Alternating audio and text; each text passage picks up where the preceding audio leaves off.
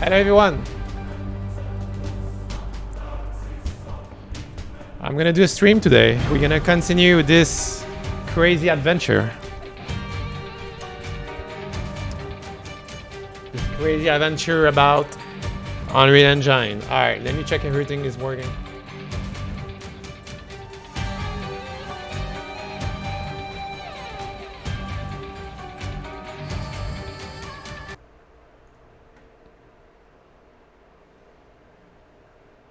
Microphone test.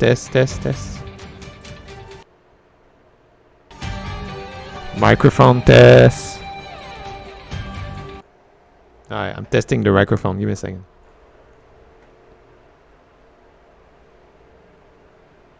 Microphone test. Okay, the microphone is working. Good job. First step work. So I'm gonna give you a little showcase of what I have now. What are you making? I'm making a game. Can you believe it? A real game, Macal and Dell. So I made a lot of progress since yesterday. I have gameplay. Wow. Yes, I have gameplay. Not only I have gameplay, but I have server-side gameplay. I have saving and loading system. Still work in progress, but it's working actually. I mean, some stuff is working, some stuff not. Italio Bandera. Bandera. Thank you so much for the stream. Yeah, so that's pretty awesome. So today I'm gonna do FPS optimization and LOD optimization as well. So LOD mean level of detail optimization, so we can get better FPS for low machine. And we're gonna do this today. And also maybe some extra, we'll see. But if there is extra, it's gonna be about probably some learning about like a kind of character creation, maybe like kind of with a name, like with a tag name we can enter, and I can save this tag on a server and stuff like this. So yeah, so that's going to be the extra probably. So that's going to be a very interesting stream again. If you keep following me, you can see the progress a lot. And we're going to start. Okay.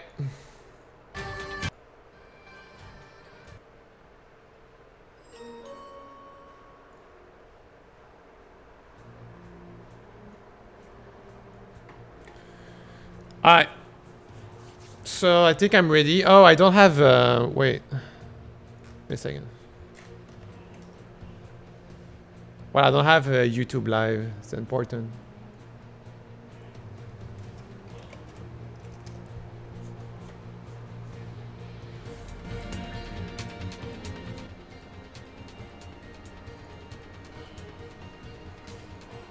Oh, I don't have,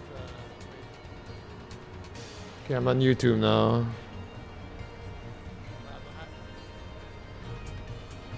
Okay, I have everything now.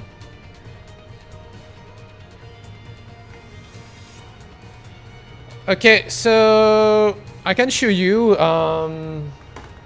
So yesterday I test server side, it's working. So I can show you a little bit. Okay, so I can show you what I did.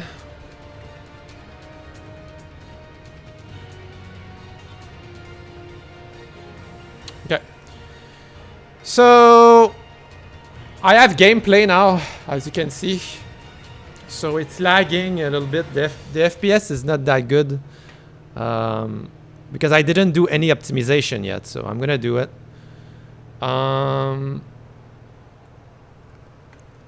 Okay, so I can show you. There's a little bit of gameplay that work.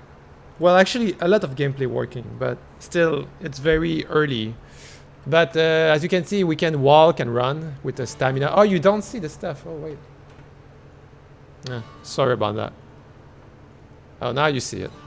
So see, we have stamina when I'm running. If I press a key, I'm running like this. I can jump. Stamina is going down. So we have collecting trees like this. There's an autosave as well. You can see there's an autosave every minute for the server again. But no, I'm not on the server right now. But yeah. Is it infinite? Okay, whatever. There is an inventory too. You can move stuff, and there's a lot of stuff going on. But yeah, it's not the most important thing. The most important thing is the server stuff. So there's a menu like this. So you can create. There's a building system as well. Integrate. Fully working. See. You can build a little house like this. So I need more wood. All right, let's get some wood.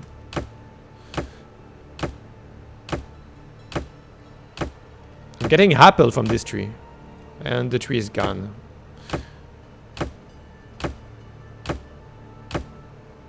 Okay, I think that's enough. So we can make the first house of the game. Again, I don't really like the control. I'm gonna change it for sure. Would be nice to have a roof. This is roof, stair. What is roof? This. Well, no, it's a floor, but I guess, yeah. Need more wood. All right, you see. And the game is saving too.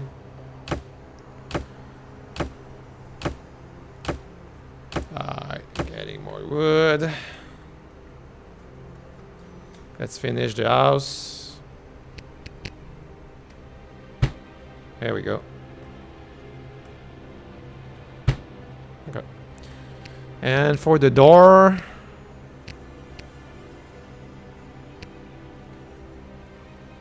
Need more wood. Oh no.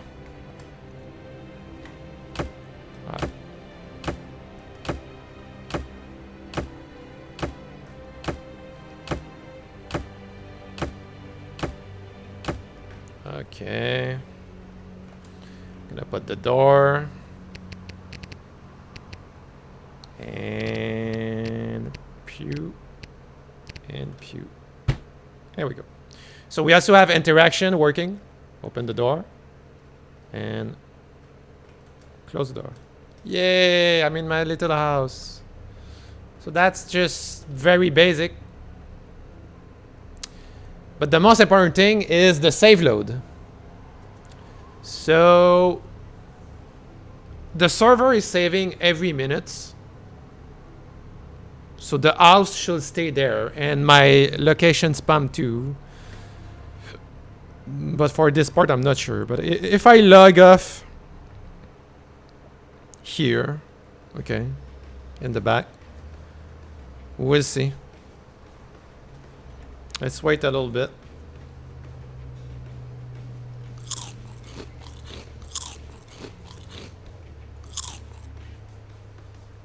Oh no, I just quit. God damn it.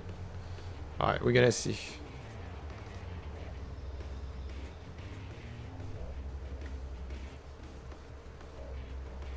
Oh, that's my last save? Wait. That's the last time I save, I think. Or the server save. Okay, give me a second. I'm gonna try to cut this tree and see if it's saving. Okay, this tree. There's just one tree here.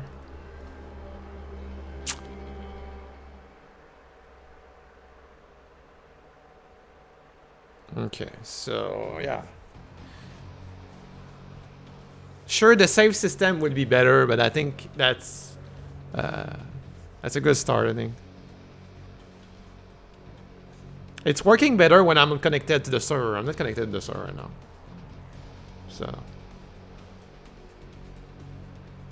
So when this thing is saving.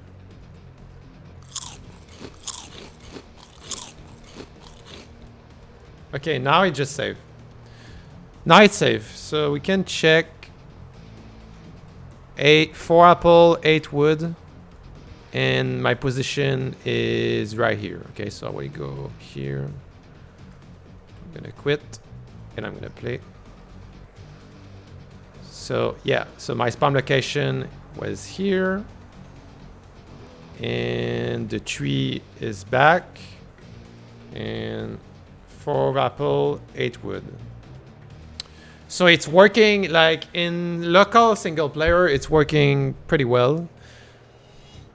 When you play on the server, it's a different story. The inventory doesn't work, but the rest is working. So the house and stuff.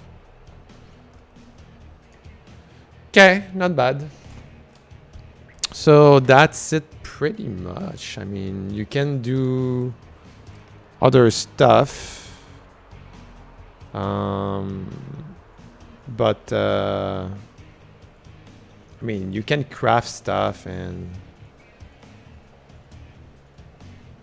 there's a lot of stuff you can do, but I need to spam item for that stuff. So I'm not gonna show everything, but yeah.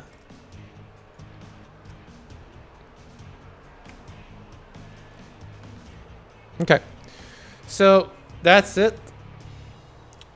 So the base is there. So now today I'm working on the optimization. So basically I don't care about the world, okay? I mean, because other person will do the world. I'm not a good person for making the world. But I'm a person who's gonna do the coding and the optimization, the saving and the stuff, so yeah. See, there is no collision on the rock, you can see. Yeah. You can also destroy the wall. I'm raiding you. Boom. See? Hello.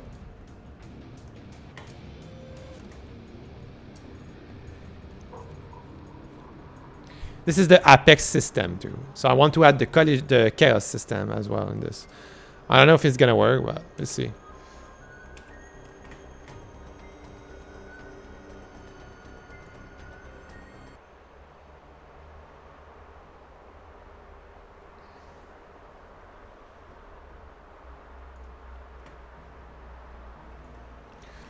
Okay, so let's start this with optimization. So the first thing I would like to optimization. Well, the first thing is we're gonna check the FPS. So you can see all this bad. I mean, it's too shiny. I understand that it's lagging. See, 64 FPS. If I go this way, so you need 120 FPS. If I turn my camera here, it lag. So there is a way to fix this, which we're gonna do.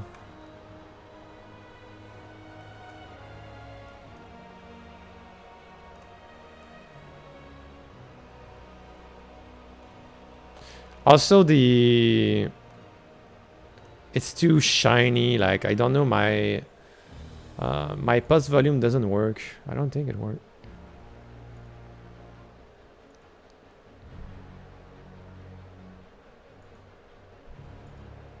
Well, if it's working, do nothing. Did I click infinite?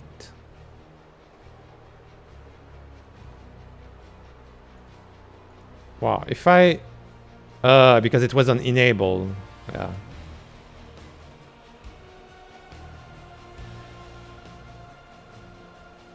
Oh no, wait. Is it working or is it not working?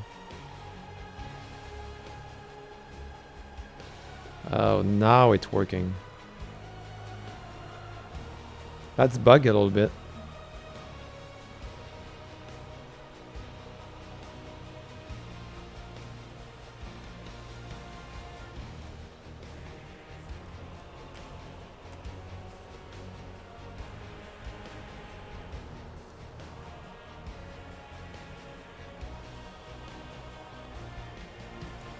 You finally got your own planet. Yeah, kind of. Not only this, but I got my own house. See? Well, there is a hole in the house, but I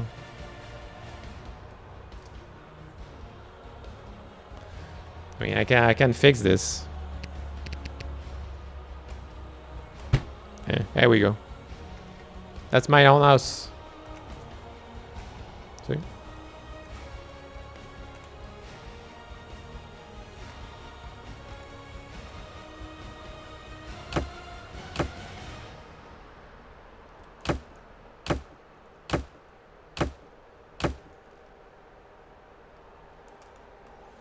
How's your FPS?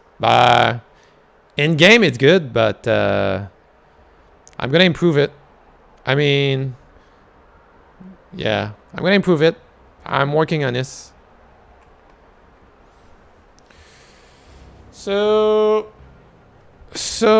yes, that's the goal, is to improve it. So let's go here. Let's get the. Yeah, I have fireplace already. It's in the kit, but I need to spam it. All right, so FPS. So see, 50 FPS is not good. Look at this. Oof, it's super laggy. So we're gonna adjust this.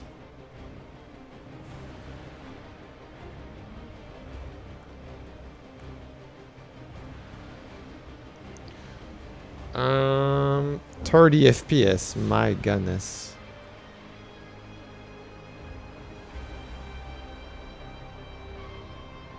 Yeah, it's very laggy.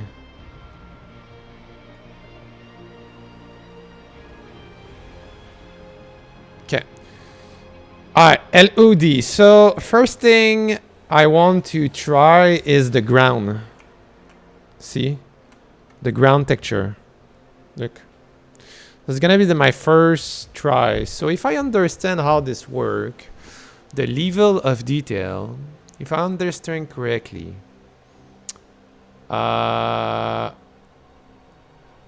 so the first thing you need is to get your texture. I mean, I'm discovering it too, but it's actually very simple. Yeah, it lag when it lag only when I'm in the editor like this, because if I doing play, it doesn't lag. See, it doesn't lag. In game it doesn't. Well, oh yeah, it lag actually. Yeah, never mind. I can see on the stream. Okay, so the first optimization I'm gonna do is the ground.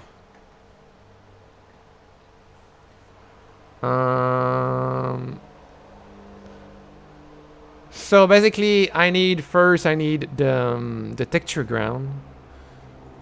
If I understand all this.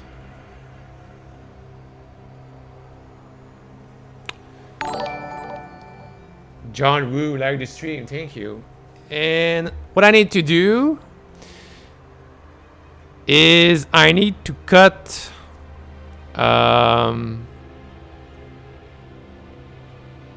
I need the level of detail by OS. See, it's at 0. So can I see view background scale setting? John Wukong. Yeah, John Wukong, like the stream, yeah.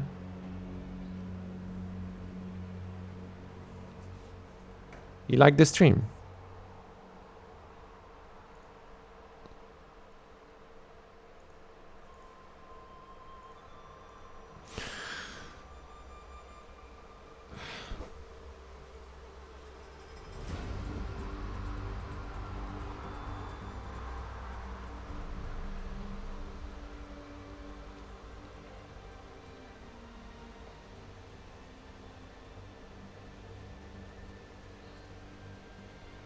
Never stream. I'm checking. So I know this is the thing.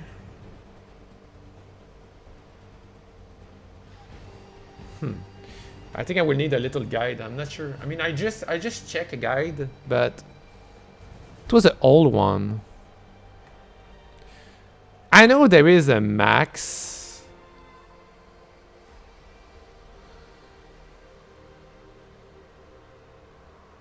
I don't even know what you have to do to optimize. So, well, it's not hard. So, I can explain you, okay? It's really easy. So, you see this texture here, okay? This is my ground texture. You see the level of detail when I'm zooming in? See? That's crazy. I have a lot of detail. It's a 4K texture. So basically what I'm going to do is I'm going to make layers that will be streaming texture. So if I put 1. Okay. 2. Okay, I see. 3. So there's a level of detail depending of the distance. 0. Okay. Yeah, but how do you...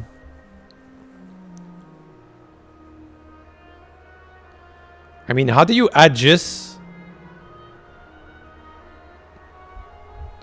So my question will be, how do you adjust the... I mean, the level you want?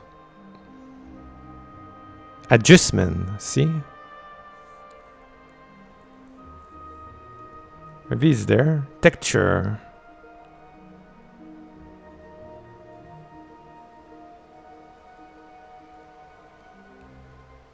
There should be a maximum and minimal mesh. Combined LOD bias 0. So if I put 1. See the resource size? 2. Oh, see, it's automatic. Holy shit. It's auto. You see the size reducing and the memory size too. It's automatic. Holy shit. So how many level I can put? What? If I put 5. Oh, you don't see anything. You see a difference? It's all automatic now.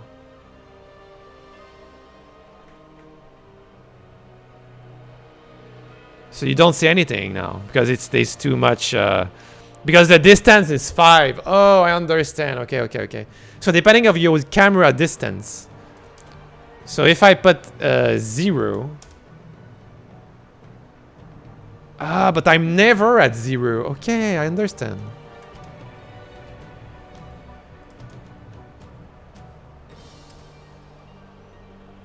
I think 3 is a good thing, right?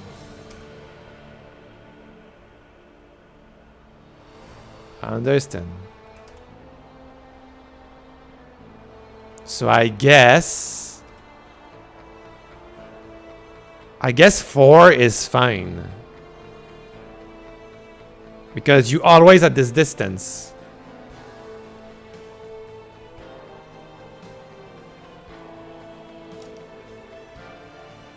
See? You don't say anything.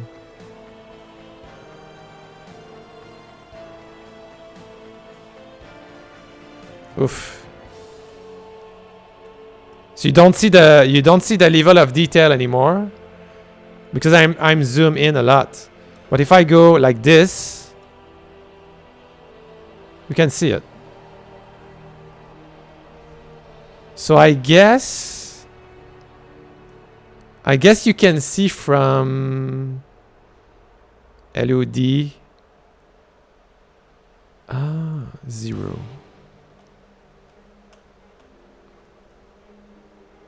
Perspective.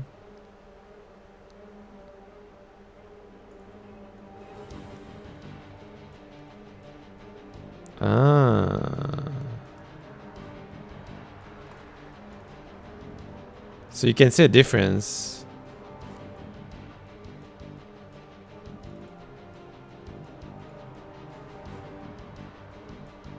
Oh no, it's not the grass. No. It's just everything. No, it's not the FPS problem. It's FPS problem is the grass texture. I'm coming to this. I'm starting with the landscape, and after this, I will go with the grass. So you see the landscape here. So if I put, don't worry, it's gonna be the grass. The next step will be the grass. Don't worry. So if I put 0 and I save, now you see the detail. You see? Wow, it's super easy actually. I didn't know it was that easy. Holy shit.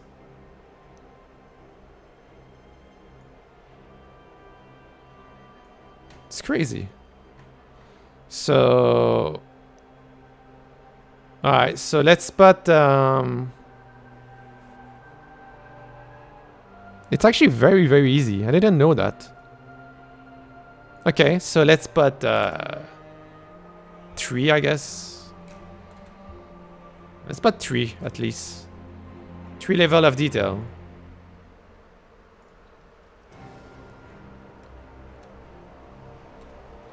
I don't think we're gonna see a difference, but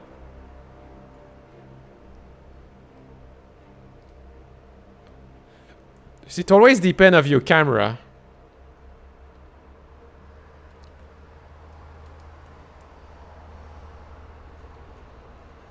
Okay. Alright, so now the grass. So I know it's the grass, the big problem. So we're gonna go in. Sorry about the FPS here. Alright, so we're gonna take a look of the grass. So select.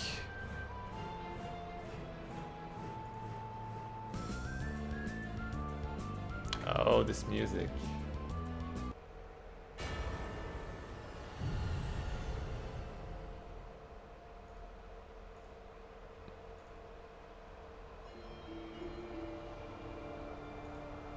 Okay. So, alright. So this grass. So there is 3 type of grass I'm using. Atom, dark green, and fresh green. So we're gonna go get the temperature.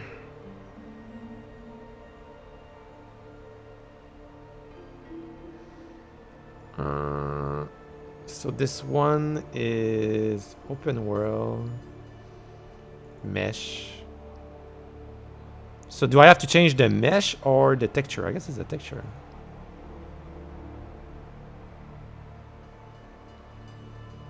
Dark green, atom, fresh green.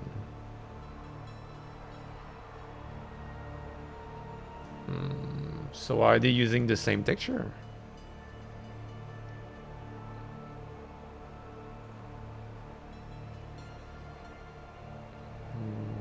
Matte.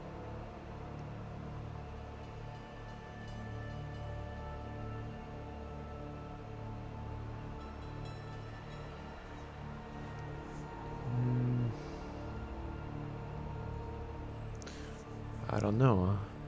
Texture. Ground audio. This is ground texture. I don't want ground texture. Grass. I guess it's this one. I believe it's this one, right? So if I put 3 level.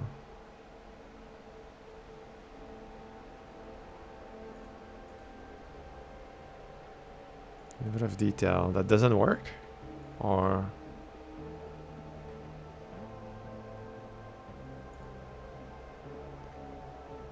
no min map from texture group.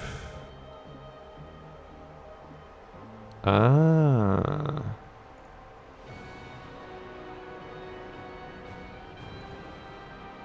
Okay. 0. 1. 2. 3. Okay, let's try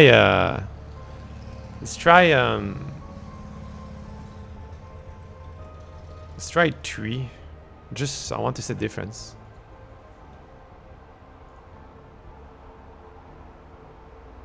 Maybe it's not this one. Doesn't change anything.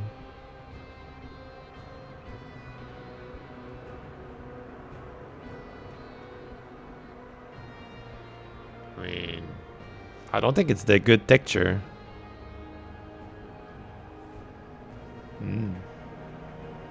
I think this is ground texture. I think this is not the same thing. But it doesn't look like ground texture, is it? Absolutely not.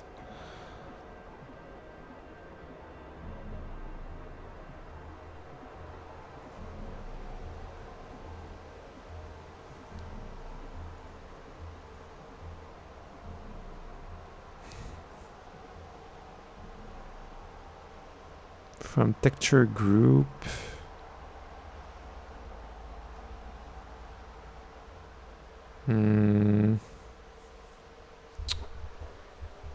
Because I'm not sure this is the one I'm using anyway.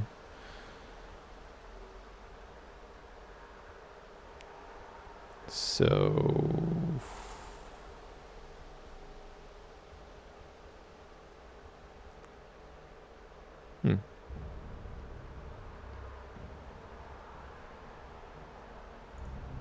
I don't think it's this one, honestly.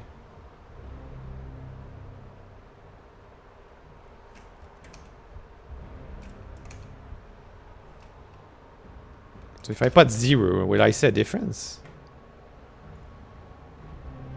Is there a difference?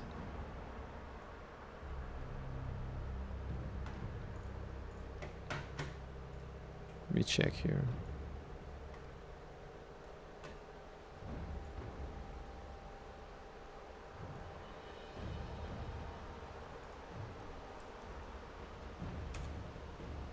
There is absolutely no difference. So it's not this one. It's not this one. It's absolutely not this one. I think this is ground texture. That's the thing.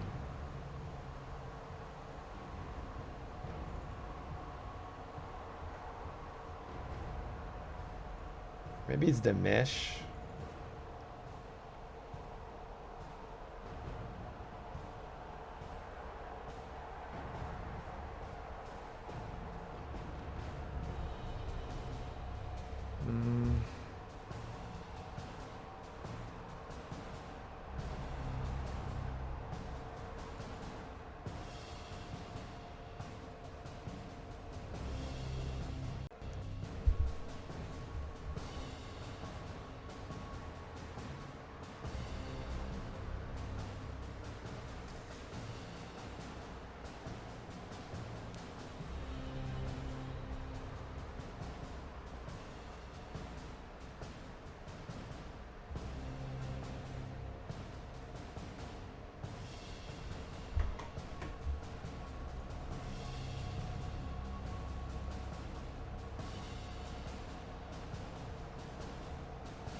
This is ground texture again.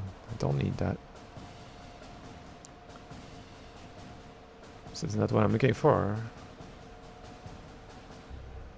So I guess it's the mesh, but texture. This is ground texture.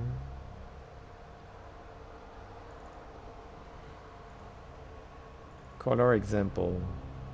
Oh, I think I got it here. That's the thing. So it might be this.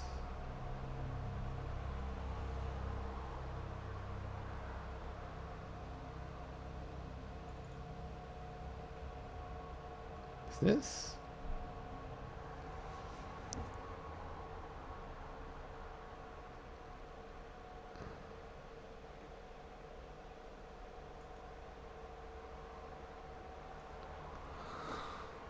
That doesn't seem like that. MA open world foliage. MA open world foliage. That's the thing I'm looking for.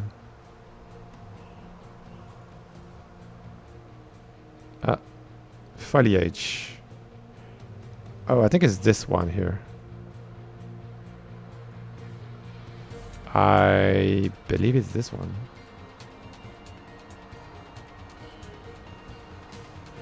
Yeah, it seems to be this one. Okay.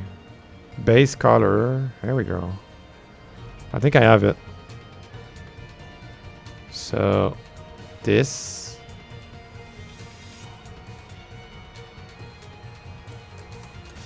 Yeah, I think it's this one. So see, you can change pretty much everything.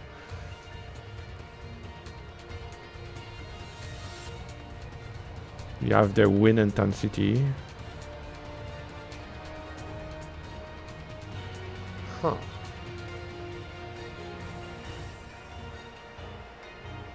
Okay, so in there.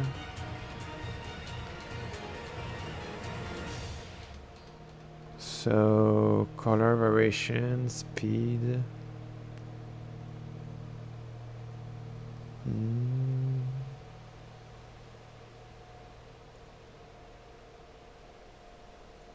So if I click here. So that was the one I was looking for. Okay, so if I put if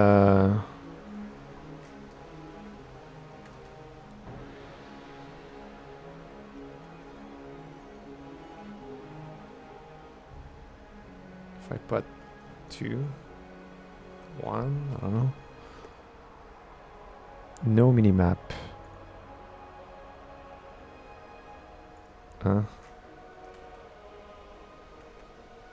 Because you put no minimap, it's like this. Because I guess you can change it from there, right? I guess.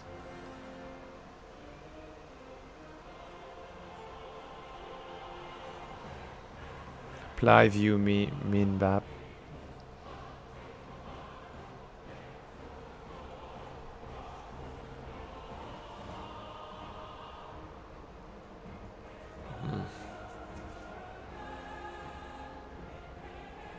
I'm discovering, I'm learning. I mean, I don't do this often.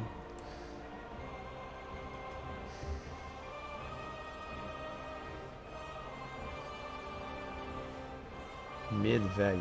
Use computer, assemble mid-level with automatic.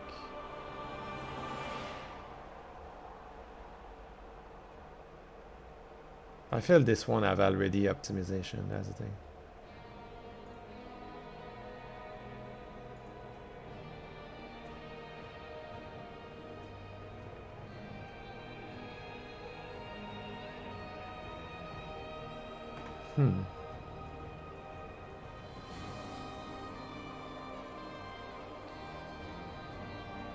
Interesting.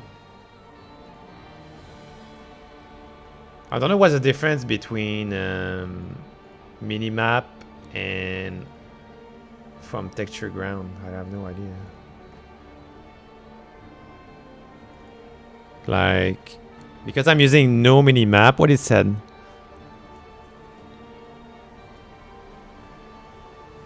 Huh. Leave existing minimap from texture ground.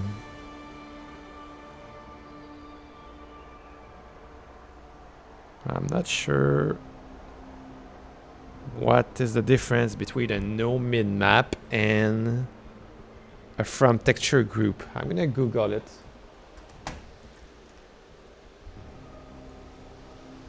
No, what is no mid map? Unreal Engine 4. See.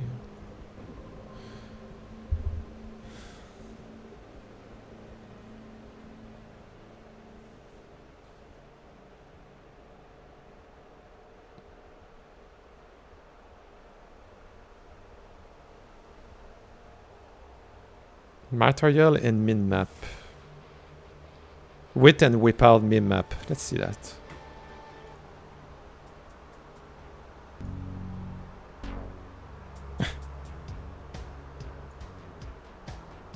Oh, shit.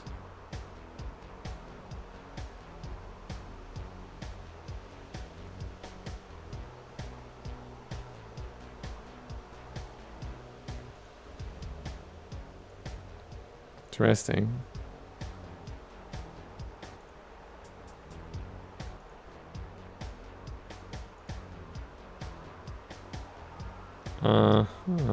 Okay.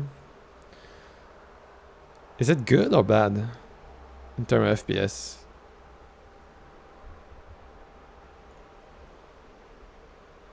This is going to be a video about blurry textures and materials and mip maps. Now mip maps are essentially level of detail when it comes to textures and materials. It's there to improve or disimprove the image quality. It's there to speed up the rendering times and reduce the stress on your GPU or CPU. Now, mip maps are essentially here to optimize your game and make sure that you can run a game and have really nice textures, and when you move further away from them, they're going to be sort of blurred out and not look as crisp. In my example, I'm using a really low resolution texture of 16 by 16 pixels. So in this example here, the mip map is really just crushing my texture down, and it's not looking too well. So let me show you now. If you look in front of me, sort of above my head, you can see that the textures in front of me are not as crisp as those textures that are really close to me right here. So if I move forward, you can see that this is going to disappear. And if I move backwards, it's going to come back. My recommended way is to not disable the mip maps at all. You want to keep them there, but you can actually improve the rendering quality through the material editor. So let me show you now first of all of how you can disable the mip maps for this specific texture. Let me open the content browser right here. And as you can see now, if I open the texture for the log oak top, I can go ahead now and disable the mip gen settings by going to no mip maps. And that is going to remove the mip maps, as you can see right now. Okay. Maybe it's hard to see, but you can actually see it flickering a bit, and that's not really what we're looking for. It's actually quite annoying to just see that. So instead of removing the mip maps, what we can do is to actually control on how close they should be or how far away they should be. So if I go ahead now and bring up the material that we're going to be using here in this case, I'm using a master material, and in here is the wood texture. And here's the instance of that texture. So what I did was I selected my texture parameter, went down to the mip value mode, and changed this to something that's called mip bias. I then added a constant and plugged that into the bias and made this into a parameter, so I can actually control this through my material instance. Interesting. In the material instance, I can actually find the mip level. And as you can see now, if I move this up, the blurriness is moving closer to me. If I set this to like 3, you see it's really close to me now. So whenever I look around, it's just right there. So what we want to do now in this example is to go ahead and set this value to something of -4. Maybe -2 could work. What you can also do is to go to Edit, Project Settings. In here, you want to go ahead and go down until you find Rendering. And down here, you can find something that is called Temporal AA under Anti-Aliasing method in the default settings. If you change this to MSAA, you'll get a better result. So let me show you that now. If I move this off the screen, if I move this off the screen as well. If I'm now setting, you can see the flickering there in the background. If I now set this to MSAA, the flickering will stop and it looks a lot better. Alright, I hope this video was helpful. If you enjoyed it, make sure to give this video a thumbs up and subscribe to the channel. Interesting. Have a good day, and I'll see you soon. But that doesn't really answer my question. Wait a minute. Sort of blurred out. It's there to improve and mip maps. Wait. This is going to be a video about blurry textures and materials and mip maps. Now mip maps are essentially level of detail when it comes to textures and materials. It's there to improve or disimprove the image quality. It's there to speed up the rendering times and reduce the stress on your GPU or CPU. Now, mip maps are essentially here to optimize your game and make sure that you can run a game and have really nice textures, and when you move further away from them, they're going to be sort of blurred out and not look as crisp. So what I recommend doing is to go ahead and disable the mip maps for this specific texture. they're going to be sort of blurred out and not look as crisp. In my example, I'm using a really low resolution texture of 16 by 16 pixels. So in this example here, the mipmap is really just crushing my texture down, and it's not looking too well. So let me show you now. If you look in front of me, sort of above my head, you can see that the textures in front of me are not as crisp. Forward, you can see that this is going to disappear. Let me open the content browser right here. And as you can see now, if I open the texture for the log oak top, I can go ahead now and disable the mip gen settings by going to no mip maps. And that is going to remove the mip maps, as you can see right now. So this is not what I want, actually. Maybe it's hard to see, but you can actually see it flickering a bit. And so that's something I don't want, because... no, it's not really what we're looking for. It's actually quite annoying to just see that. Okay. So I don't want So this. instead of removing the mip maps, what we can do is to actually control on how close they should be or how far away they should be. So if I go ahead now and bring up the material that we're going to be using here in this case, I'm using a master material, and in here is the wood texture, and here's the instance of that texture. Okay. So what I did was I selected my texture parameter, went down to the mip value mode, and changed this to something that's called mip bias. I then added a const. That's cool, but is it really working? Because the one have no mip map, so this one have no mip map, so it's not a good thing.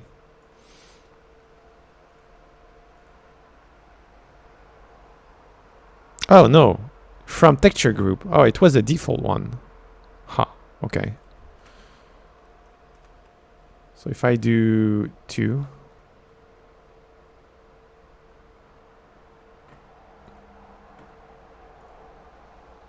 Okay.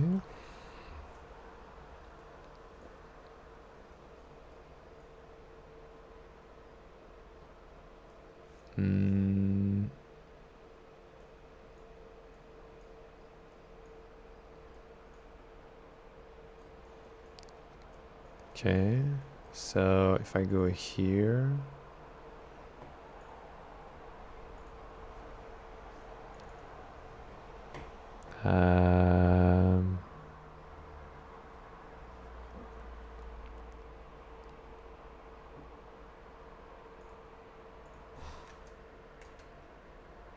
if I put 3 as an example,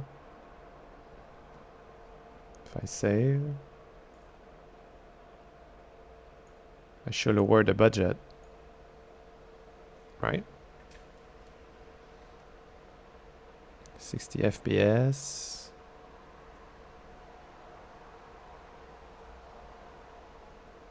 I mean, there is a lot of grass. I'm not sure if I got all the stuff.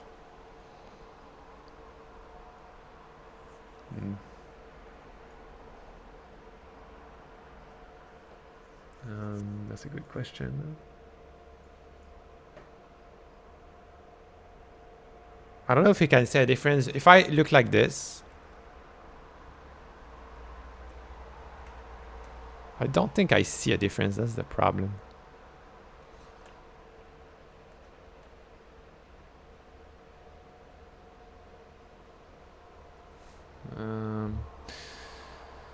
So let's see. If I look like this, 60 FPS. Okay.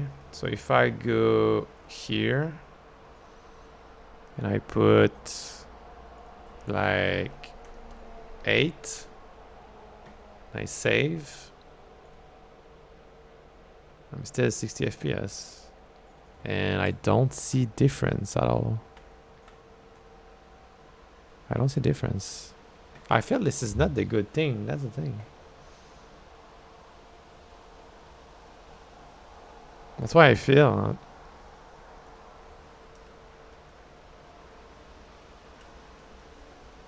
That's just what I feel. I feel it's not the good thing.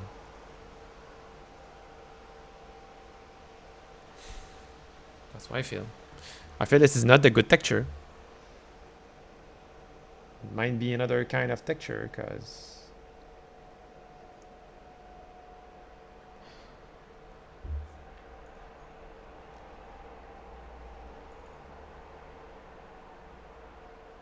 Might be open world. Color example.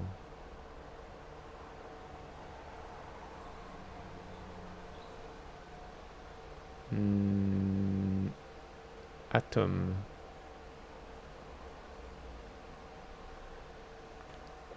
I don't know, can it be this one maybe?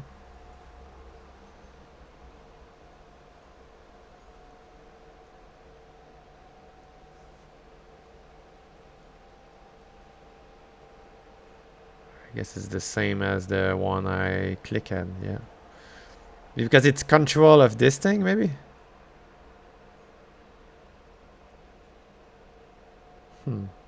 Maybe.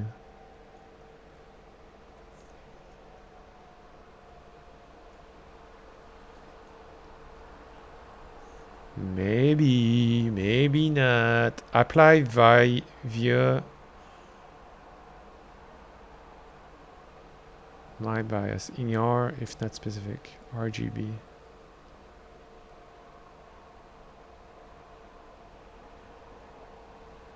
Normal. Base color.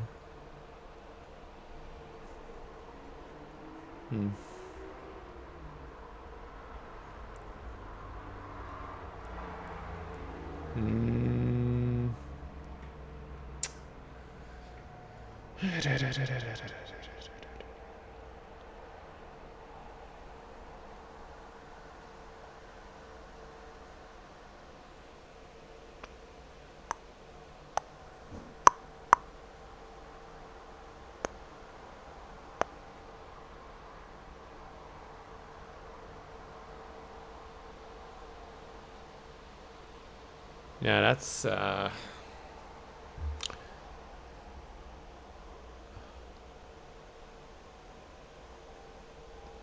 strange. So they all use the same texture. Does that make sense? So it's always the same texture. Always.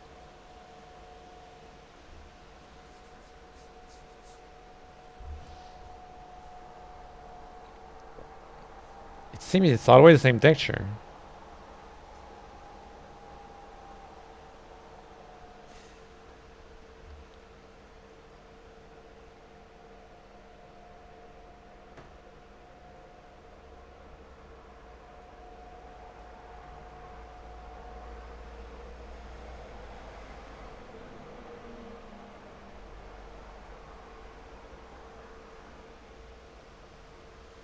Always the same texture.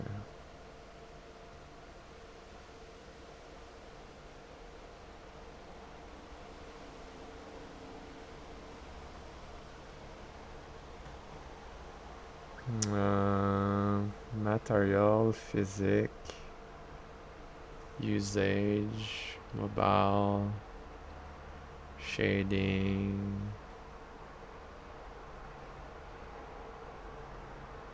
Huh.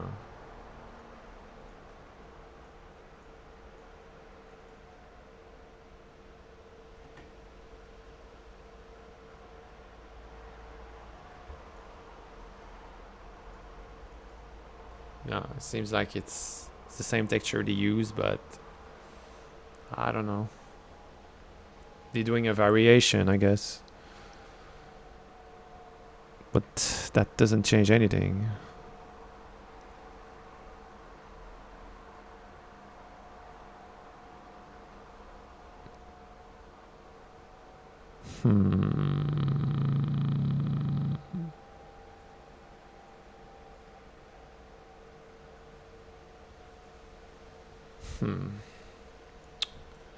Okay, so if I put 5, if I save, doesn't change anything. I guess it's not this thing. That's what I think. I don't think it's this one at all. I guess I'm not looking at a good team at all. Whoa. Fabian Cantis, what's up? It's not, you know what? It's not this texture. I have the feeling I'm looking at the wrong thing.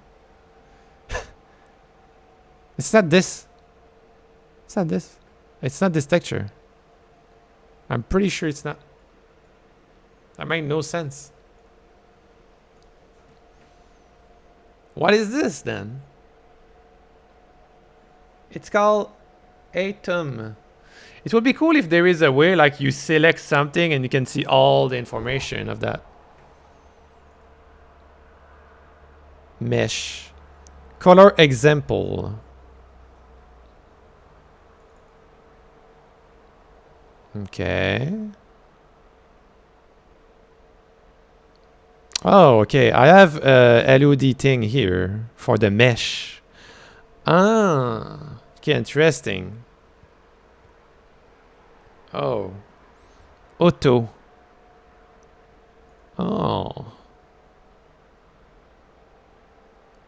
1, 2, or 3. 0, 2, 3. Ah. Okay. I don't understand now.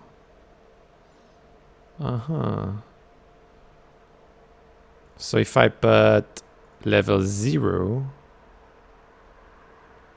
so I put 3 level. Oh, it doesn't change because it's like permanent. Okay, so it's not activate or something. I see, I see. So it's not activate, right? I don't think it's activate at all. Okay, so can I activate this?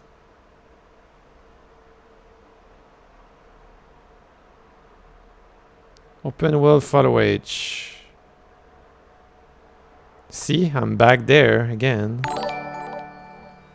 Eric, Brenda, I like the stream. Thank you. Oh my god. I think I will figure out. I will figure out. But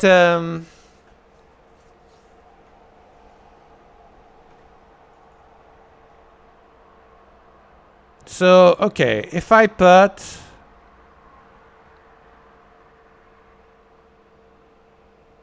level of detail. Okay, if I use no, just make Gothic 1. Okay, if I use 4 level of detail and I go back to the mesh. So if I reopen this, wait.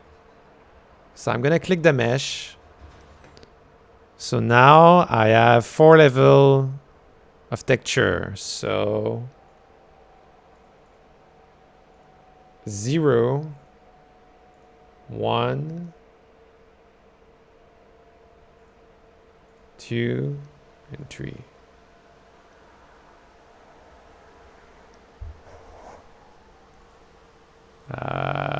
So there's 3 level.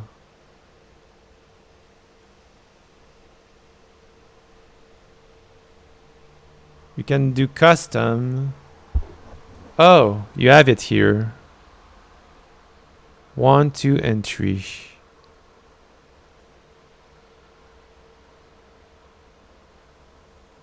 What the heck is this?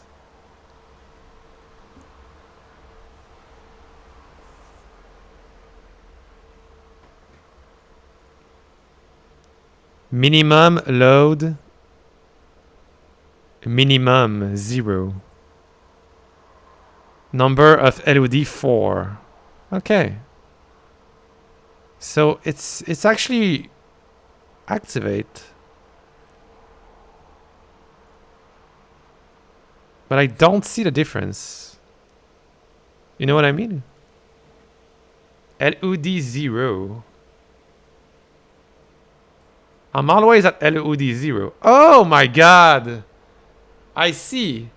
Oh my god, this is way too... Oh, you can see a difference. LOD 0, 1, 2, 3. My god, dude, this is... Okay, the distance is way too far. Holy shit. I need to adjust the distance.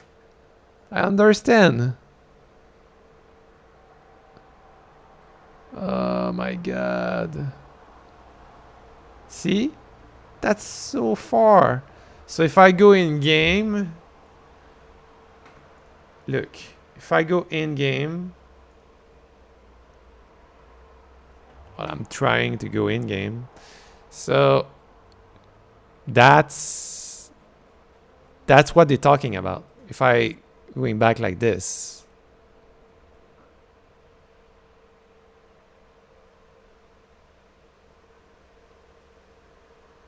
Wait, I'm like 40 FPS. It's insane.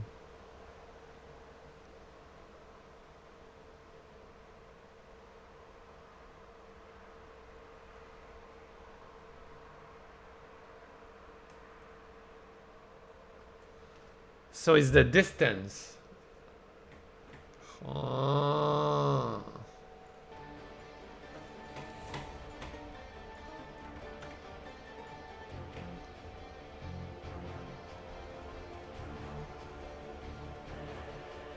So it's already made for forward distance. Mm-hmm.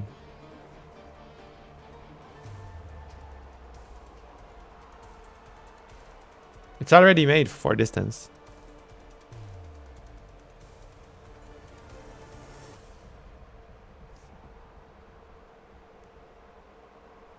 What about 2D grass?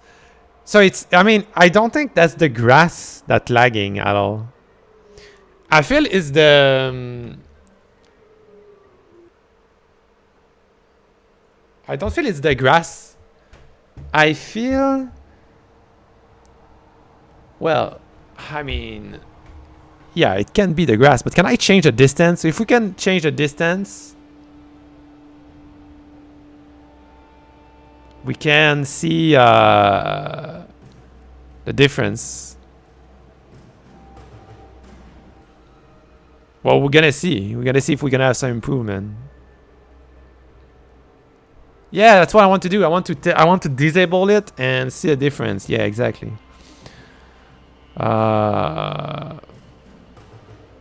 So if I do this,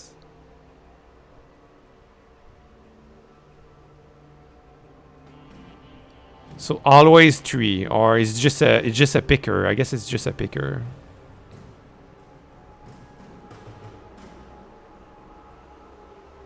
I believe it's just a picker, but screen build setting. I mean, it would be cool if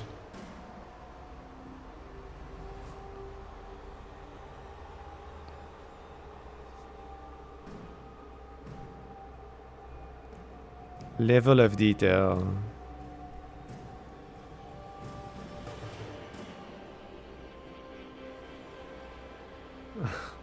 I don't know. Level of detail, what would that mean? Number, pitch area, import setting, collision, no, general setting. Generate mesh distance.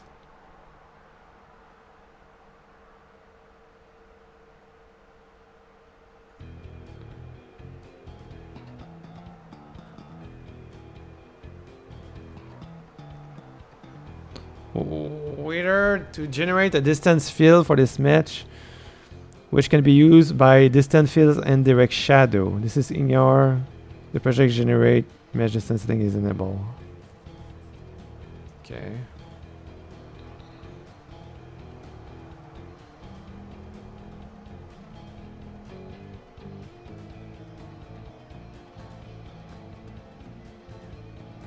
So if I do this, I want to see the difference. What's gonna happen?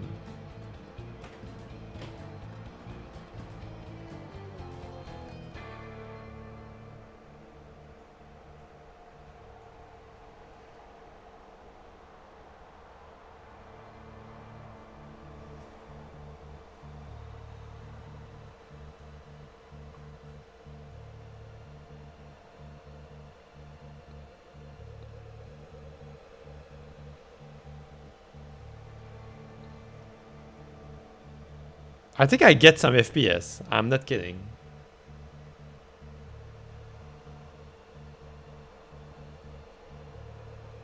Is it me or I get some FPS? I'm not kidding. So I'm gonna disable it. Save.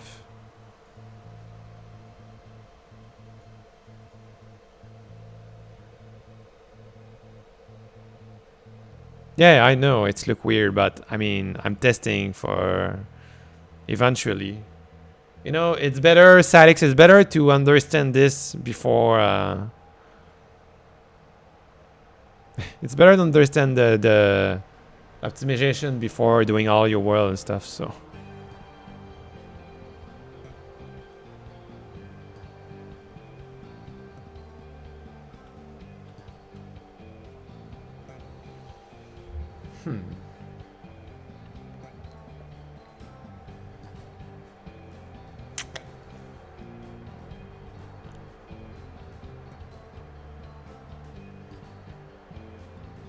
I have the feeling that like all this setup,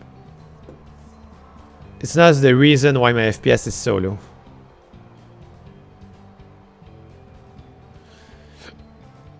Because it's already like optimized, so I mean, you know what we can try? Okay, I have an idea. Let's get out of this place. I have an idea. Let's go here. Okay. And we're gonna see. I have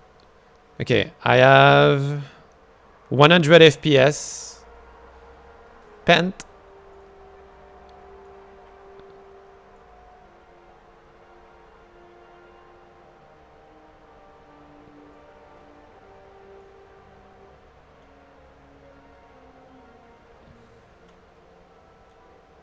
So I have like...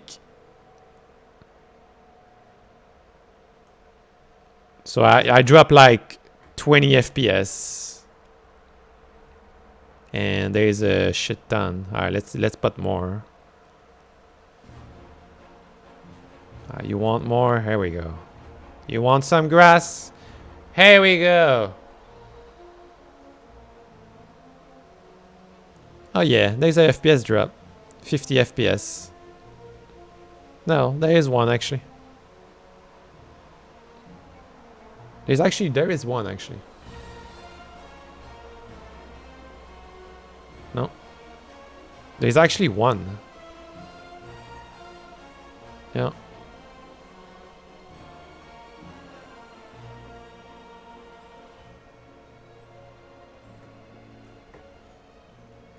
Definitively.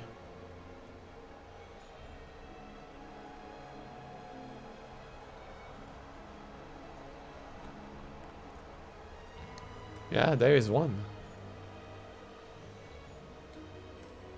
If I just put this, there is no problem. Look. Well,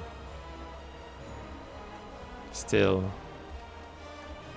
Yeah, I mean.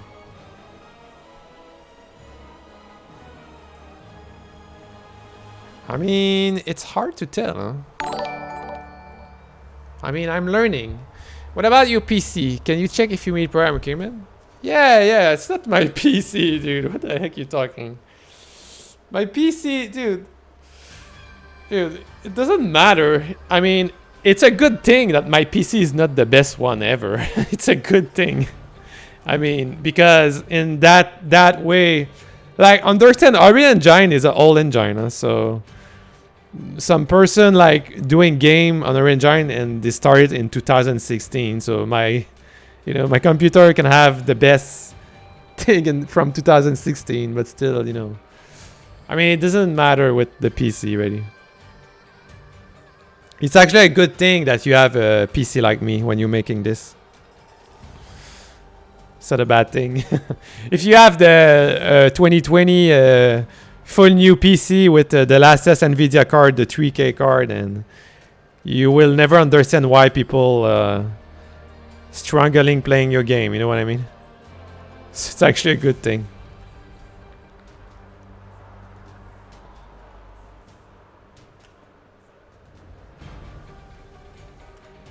Huh. So it actually make a difference. If I do this,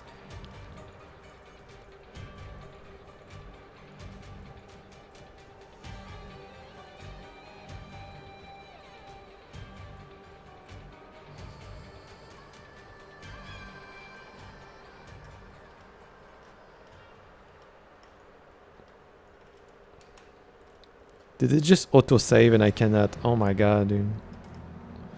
Can I, wow, this auto-save just, how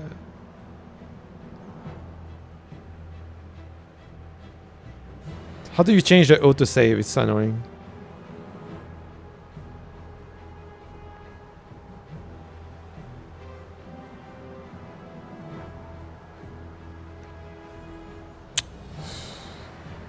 Auto-save.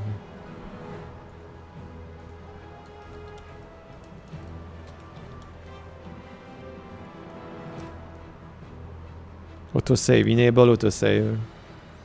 Nope.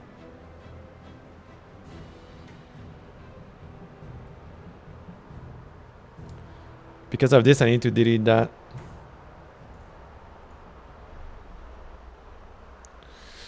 Alright, so...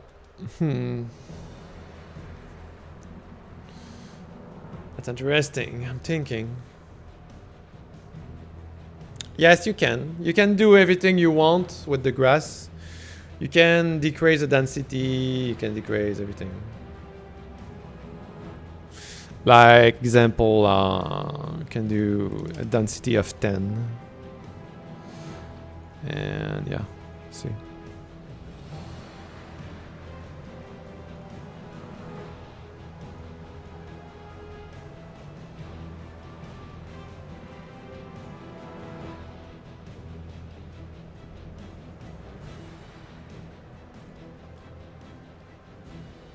I mean, it doesn't really change anything.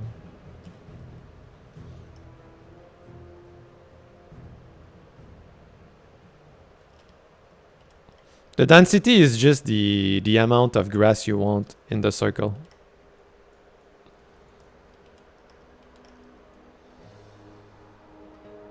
Hello?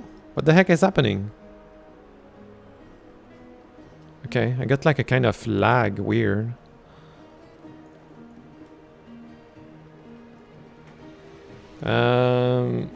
So yeah, you can I mean, you can change the density, the uniform. It's very cool.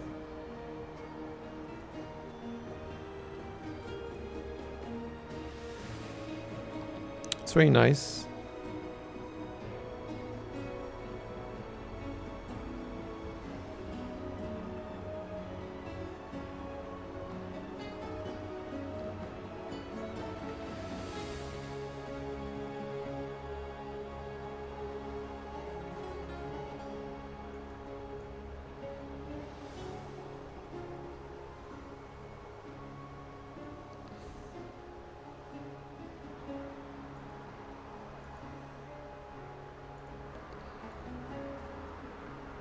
Sure, if you hold the mouse, it's crazy.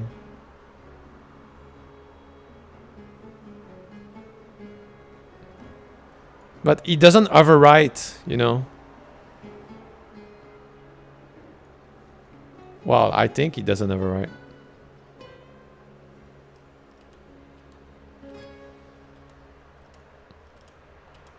Wait, I can cancel.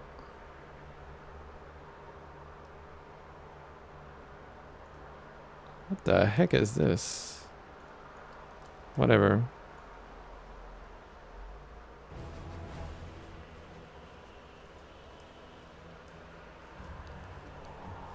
Well, that's a nice test here. I don't know.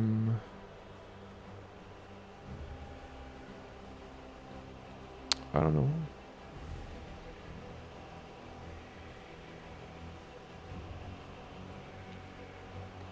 So I guess it's the grass himself, right? I mean, I see worse. That's the thing. I mean, I have other grass that really lagging a lot. Like if you want to see Real lagging grass? I got one here. See this one here? This one is just insane. Looks so much better in terms of visual. But I can show you how crazy this grass is lagging.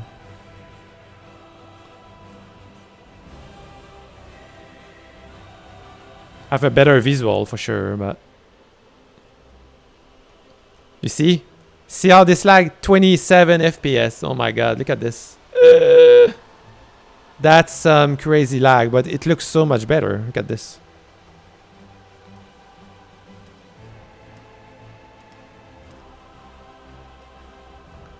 That thing lag a lot. This is the kind of grass that lags so much.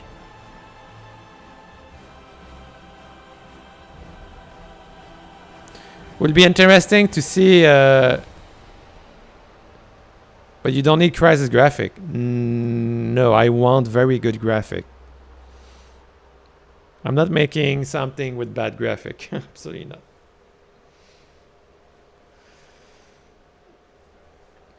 But maybe a mid-range, you know.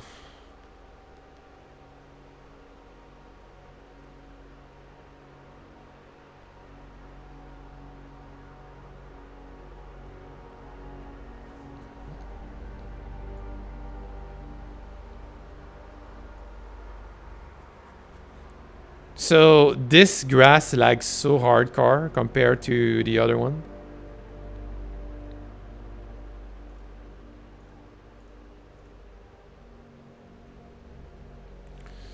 So I don't know about this one. Let's check this one, see.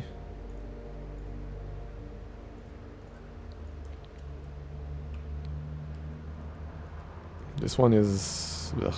Well, it's not kind of grass, but...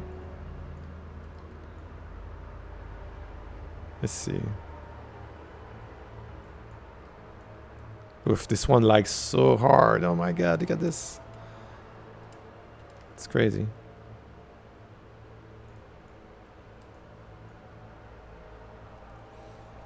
Damn. So this one is the most optimized.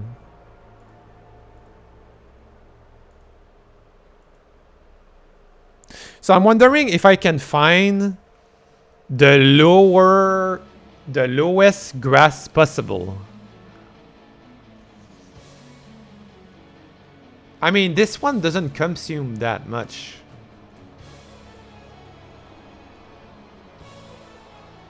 I mean, not that much. They have really good FPS. See? Let me try again. Let me use this grass, but a high density of 200.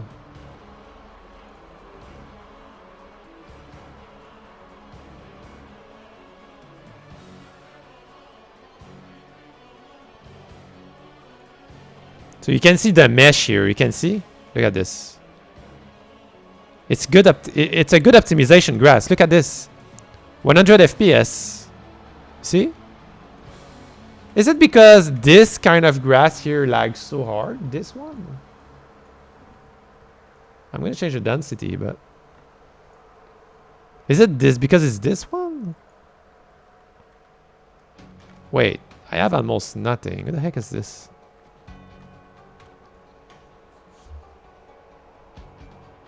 Density...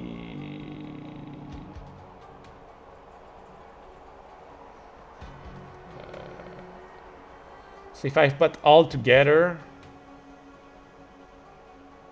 now we have a freaking drop FPS. See? Huh. Okay.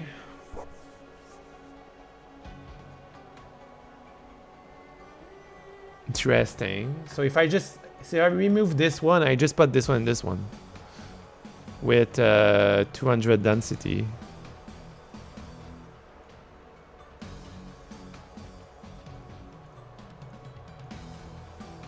I'm just clicking. I'm not spamming it.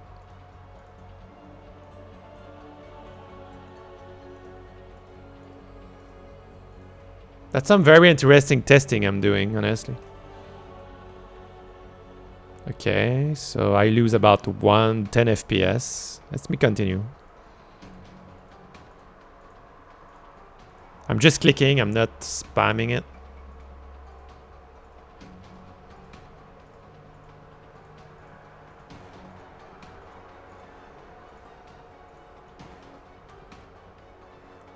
Okay, so now I lost 10 FPS, but it's not bad, honestly.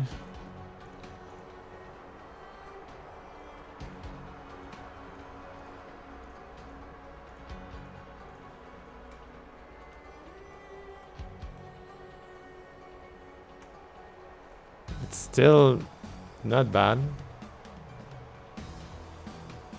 Yeah, you having something back on your screen, but me, it's not like this at all. I see on the stream, you see my mouse is lagging, but that's not really the case. Let me check here. Where is the other stuff? Oh, here.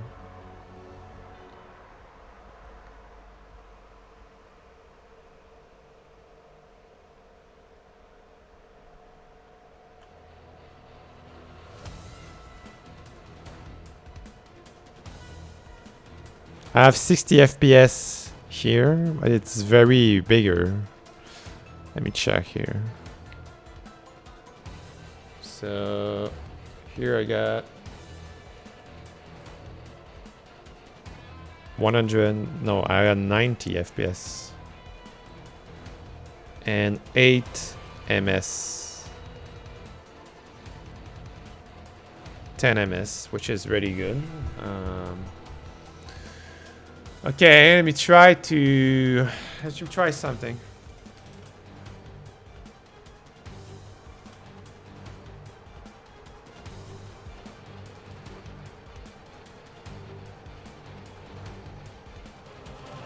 Trying something.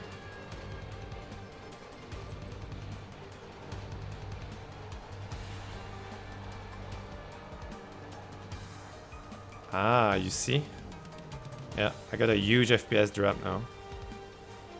So it's really the amount of grass I put. So I guess I need a low version of grass for this kind of thing.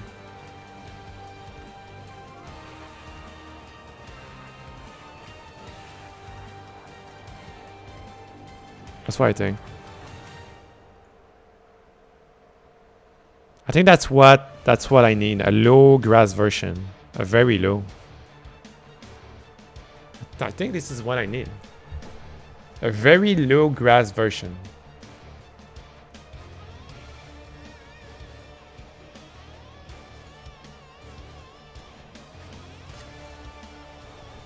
What was the mega scan?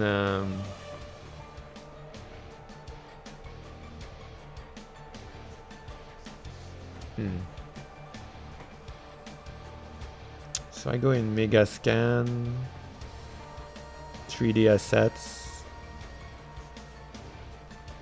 The sharp rock. I just have rock. Let me check. If I go here, maybe we can find one just for testing, you know. Would be interesting.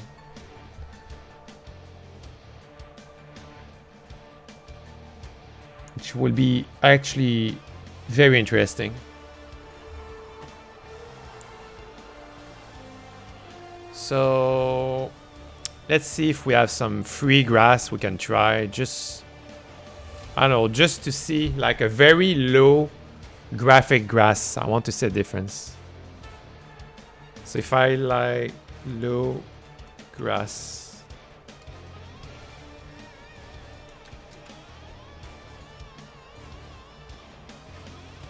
I mean something free, not something that costs money.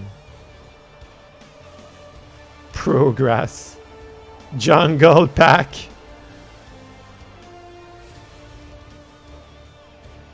Grassland. Low poly environment. That looks so bad.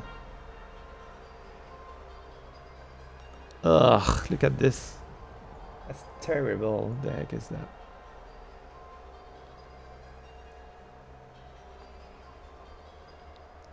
There's a lot of free stuff. We just need to... Free of the month. No, wait. Free. Free. So we said just grass.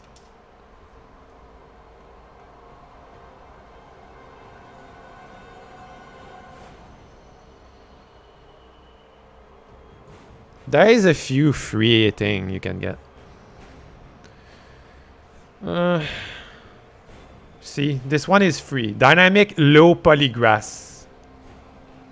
But it looked terrible, I can tell you.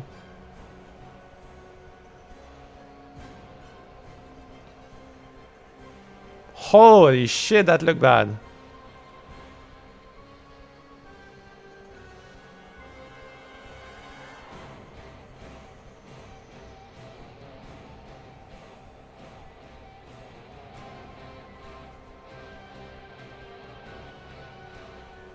Dynamic grass system. Free. I don't know. Let's continue. Low grass. Look at this.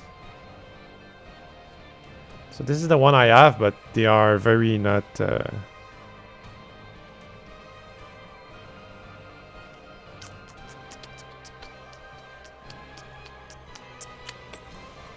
Looking for a low grass free, just for testing.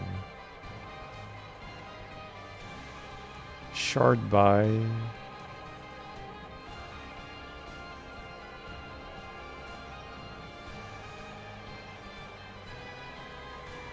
Ah, I got it.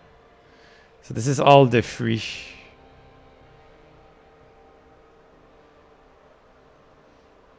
This one lag, I have it. This one lag too.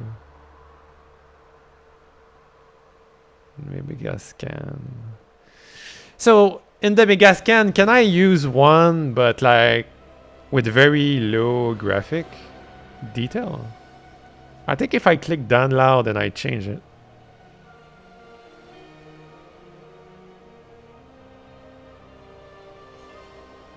Maybe.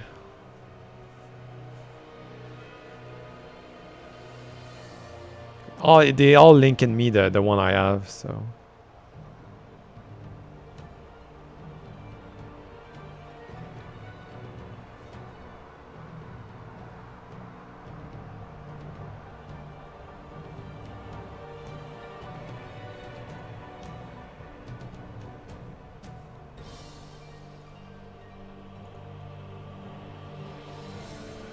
See, this one is really nice. It's all mega scan too.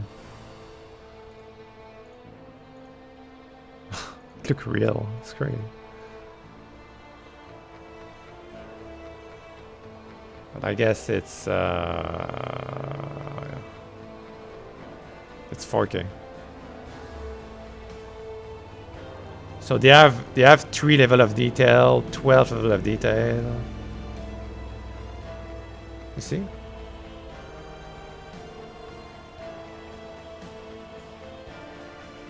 There's a video.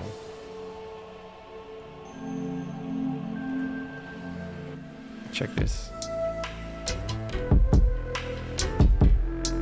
Wow, this is insane. Hey, my name is Owen. I'm an artist at Quixel, and today I'm going to be covering creating a realistic environment using megascans in Unreal Engine 4. But this is not made for a game, that's the thing. And make or break a scene for sure, which is really useful. We want to be conscious of performance here, up to the pure vibrant green as well. So we're getting a lot out of it, which is pretty cool. Tackled all the major areas that I wanted to tackle, and I'm just going to go on full screen and have a look around and see really gets rid of that. each scene. But just to quickly go over the color grading as well. It's a really nice set of tone mapping and color grading tools in the editor, and the component needed for post-processing the scene. Switching it to unbound makes sure it affects the entire scene at once. And the same goes for together, and it is a selection of small rocks. Playing around with it, I actually end up getting rid of this kind of flat mesh and then build them nice. It gives that feeling of realism to the scene. Next, I added an exponential height fog component, and this controls our global fog in the scene. And as you can see, I'm adjusting the There's so much thing I haven't discovered yet, but distant parts of the landscape are affected by the fog to give a little bit of it's contrast, really cool. so that our foreground is a bit more in focus, and we can kind of get a better sense of distance. It's important to note that you shouldn't go too crazy with this because it can look really unrealistic and kill the realism very quickly if you have the values fairly high. So I'd experiment with the density, the start distance, and the height fall off, and find value that works with you. So next up, I'm going to grab a post-process volume, which is the component needed for post-processing the scene. Switching it to unbound makes sure it affects the entire scene at once. And you can see there's loads of different effects. We've got rendering features. That's what I learned yesterday night. And we've got all kinds of different cool goodies to play or with. 2 days So ago. I'm going to start with the ambient occlusion, which is our shadowing. And it's important to increase this fade out distance parameter here to make sure it's affecting the world. In a large scene like this, the default fade out distance can be quite low, which means that you won't see an effect on distant objects. Then I'm playing with the power, which is essentially how strong the ambient occlusion is, and the radius, which is how far the distance is that another object can occlude another. So I'm setting it down to about 2 or 3, which is a fairly low value, but it's important not to go too heavy again with this because it can just look pretty fake if you have it at unrealistic values. I'm also resetting the auto exposure here, setting the min and max to 1, which means it doesn't change, because often if you're working on a scene and you change camera angle, the auto exposure is going to mess up and it's going to change the exposure greatly, and you'll start having to tweak values and realize you're kind of being messed over by the auto exposure because it's giving you different lighting values for different camera angles. Also, just playing with bloom right there, you can see with high bloom values you get this horrible kind of wet effect and it looks very fake. Same with the chromatic aberration. You can see that it looks very overdone if you put it past a small. That's very interesting because I I have this thing too. That's why it's very white and weird. I mean, yellowish or too shiny. I have this thing. I can maybe try something. We're gonna leave the grass thing for a second and we're gonna check something. Whoa.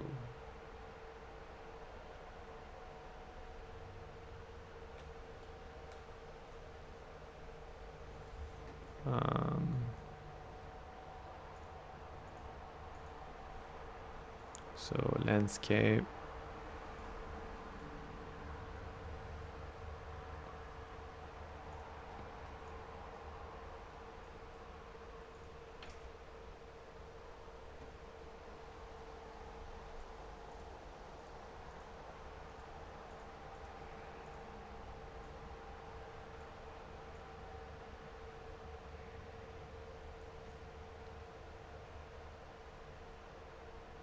There's so much thing you can play with in this.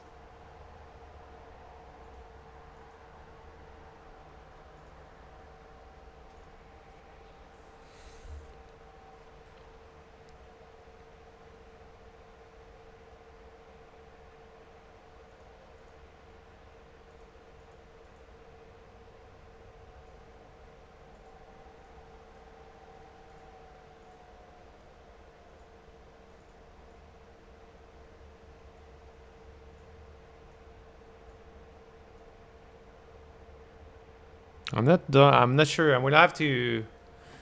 I mean, we can try different thing to make it darker. I want to see.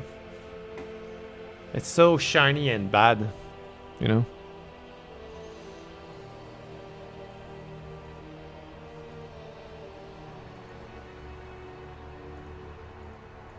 Motion blur, light, reflection.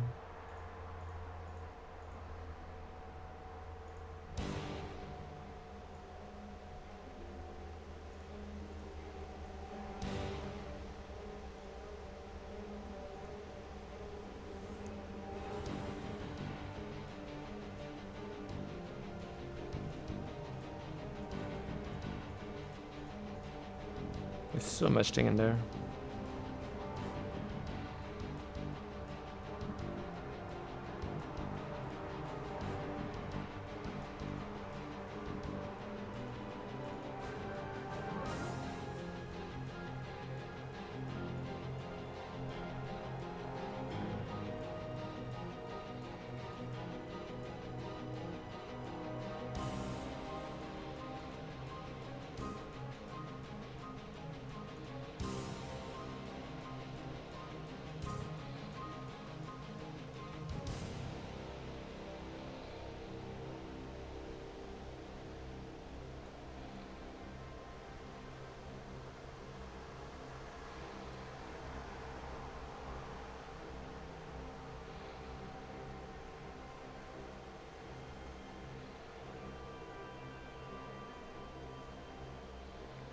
See, this is so like, ugh.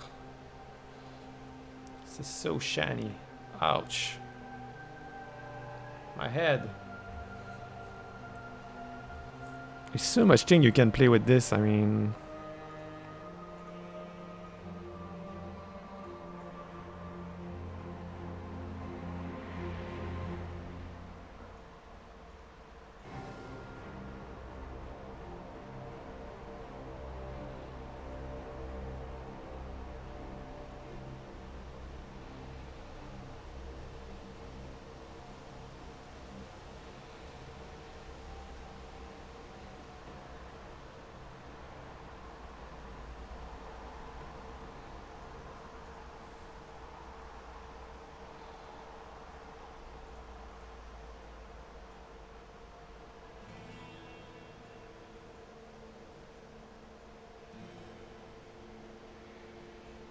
Pretty much all I set up last day is not there. I don't know why. It didn't work.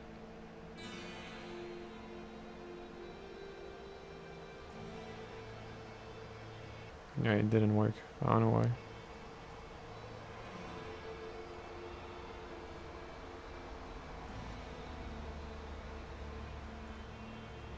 All the stuff I did yesterday is no more there.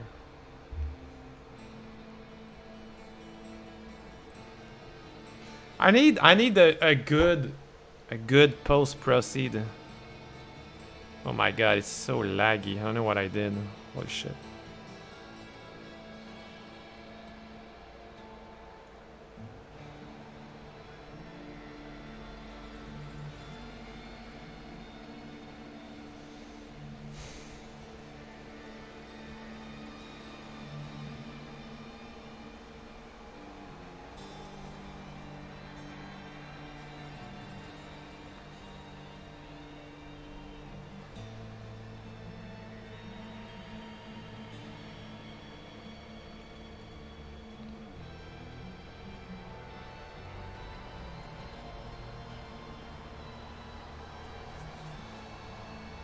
My god.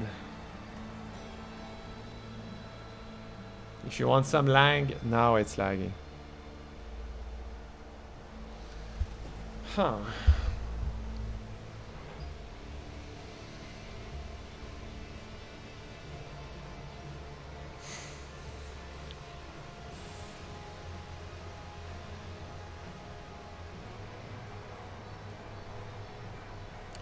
So most of the data I download.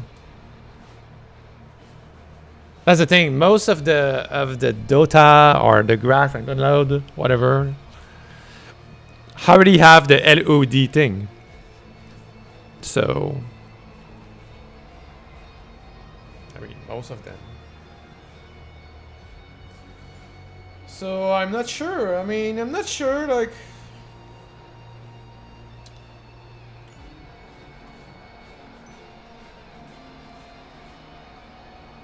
Can I set up a distance of loading? Can I do this? I would call this rendering distance.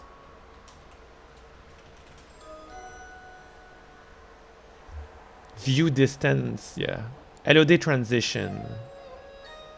I think this one can be very interesting. Welcome Okay. back to my Unreal Engine Open World tutorial series. So today, this is what I am going to address. When I run around in the world, now as you can see, because of this, I have enabled shadows only for the LOD 0.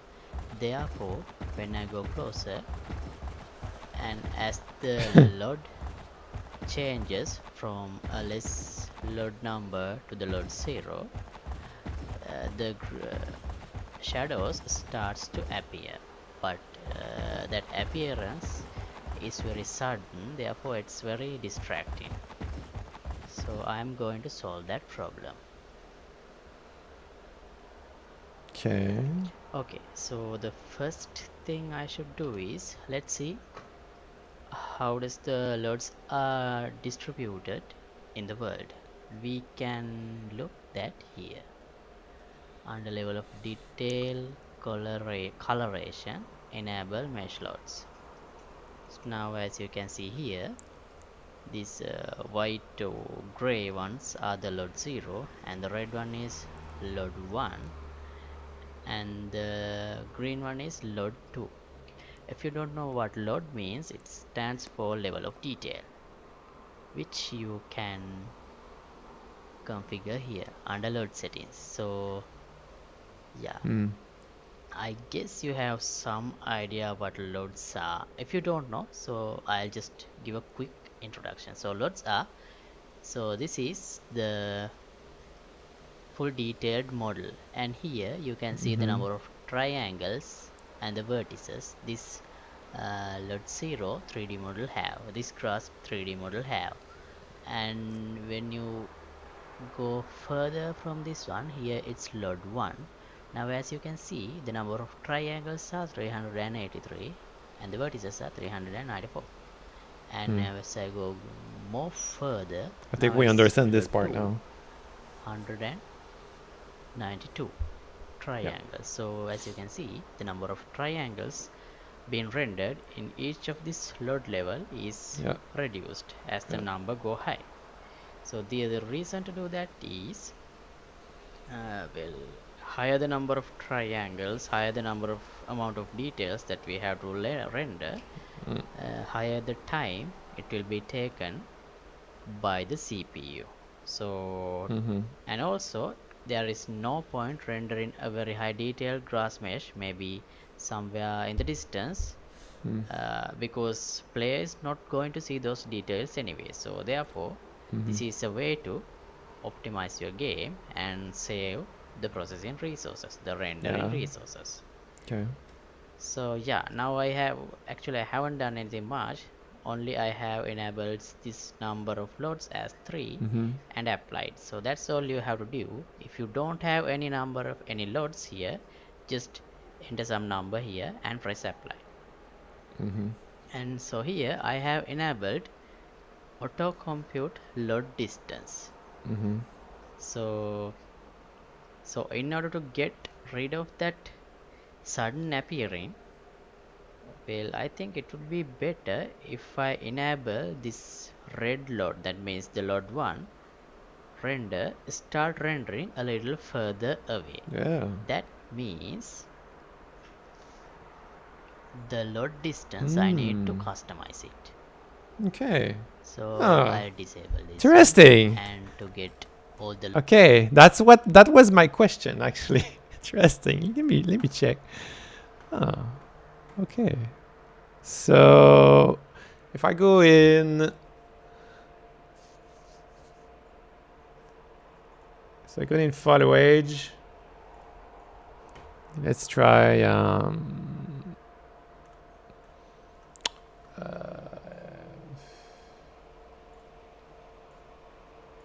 you know what? We're gonna go to another spot. We're gonna make it.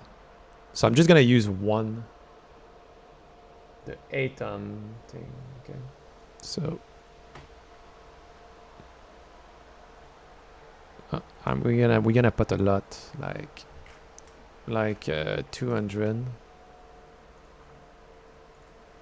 Okay.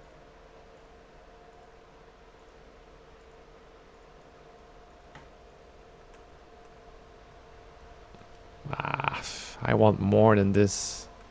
I'm crazy.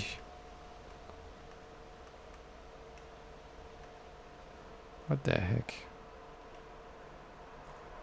Let's set something crazy. Like 500. Okay, I want to see a difference.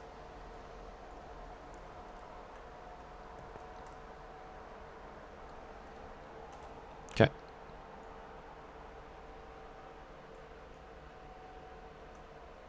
See, that's a huge FPS drop here. I love it. Okay. Nice. Okay, that's cool. Okay, that's really cool. All right. So if I go here, okay. So he said, what he said again? In LOD setting. Okay. My setting is 4 already. Okay. But it auto compute. That's the distance. Okay. So if I remove this, I can set it myself. That's interesting. The load settings here, I'll enable this custom. Now you can see. Ah, okay. The So load it's 0. like custom. Okay, but how this work? So LOD. So I put this.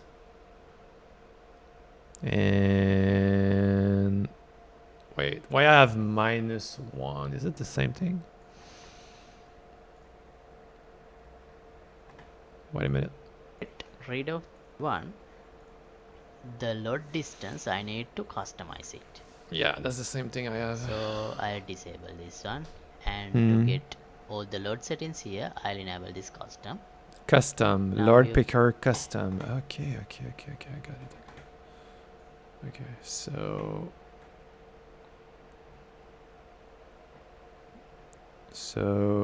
Lord Picker custom. Oh, now I have my 4 level. And here 1 0 1 2 3. Interesting. All right, let's continue this video. You can see the load 0 settings here. So under the reduction settings, you can see the percentages of triangles I have enabled here, and also build settings and sections. I'm not going to explain everything here, but here you can enable and disable collisions, so shadows for each load. So I have enabled shadows for load 0, and Lord 0 is the like most close and one. also I have enabled shadows for load Okay, 1 cool. also, but I have disabled shadows for load 2. Cool. So that's why you Yeah, don't see any that's very shadows smart. on this distance grass. So let me enable the shadows for a second and show you what happens. So here now you can see shadows, but it will also cost the Yeah. FPS counter as well. So True. therefore I'm gonna keep What's the it difference? I want to see. disabled. He Now we gained don't 20 have the shadows FPS in just the with the distance, shadow. and Holy shit. that's good for FPS. Okay, yeah, that's So, right. interesting. All right, let me try this kind of thing. It's very, very interesting. So if my first LOD,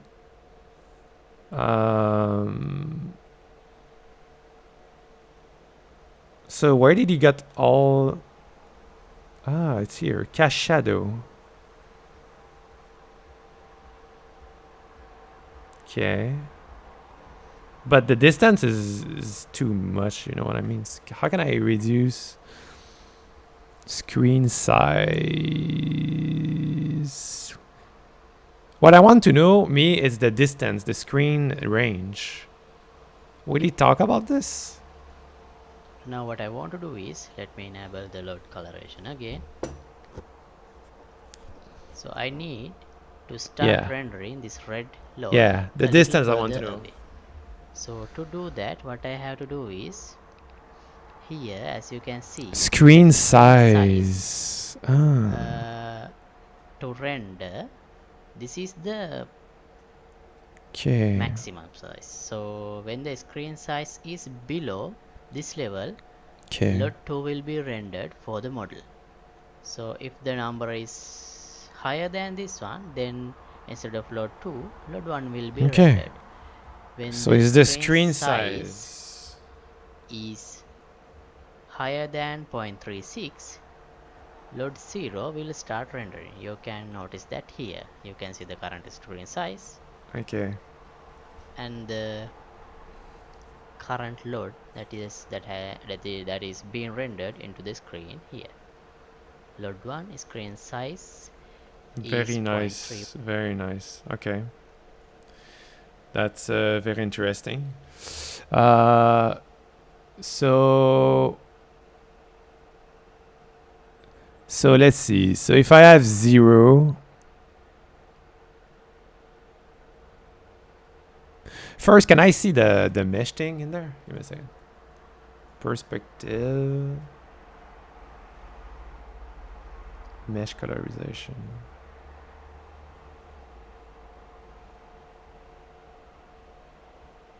I don't see anything.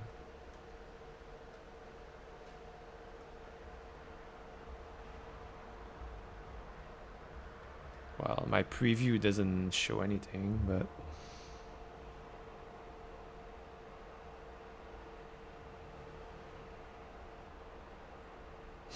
my preview doesn't show anything.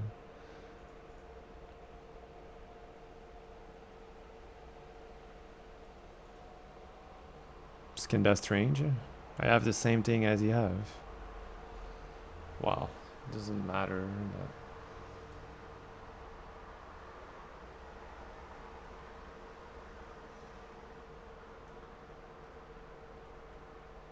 But yeah.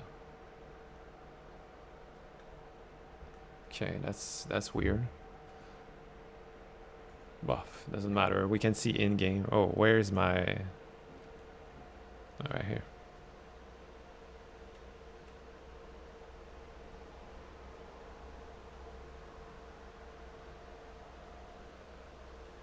So it's crazy. If I stay the screen like this, 40 FPS.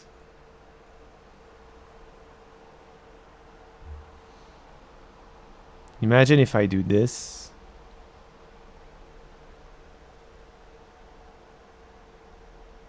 Does that change something?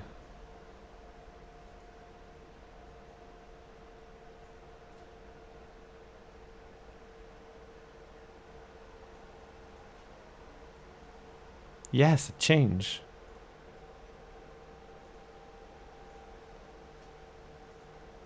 Definitively. Wow. Okay. Nice. It's working actually. Okay, so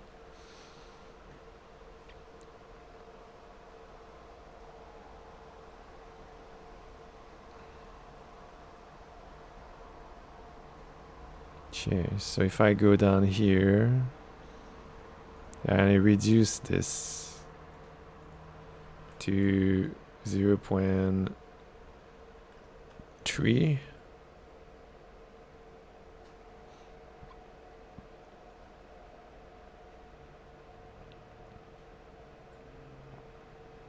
Let's put 0.14.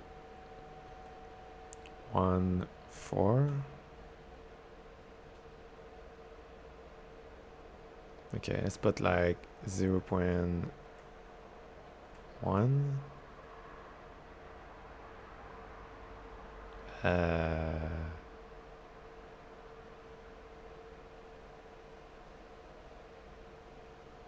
Okay, so 0.05.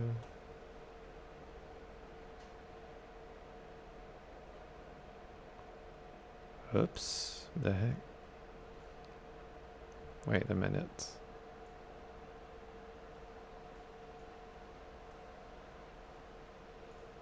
Zero point 0.1. This is 0.1. Okay, 0.2.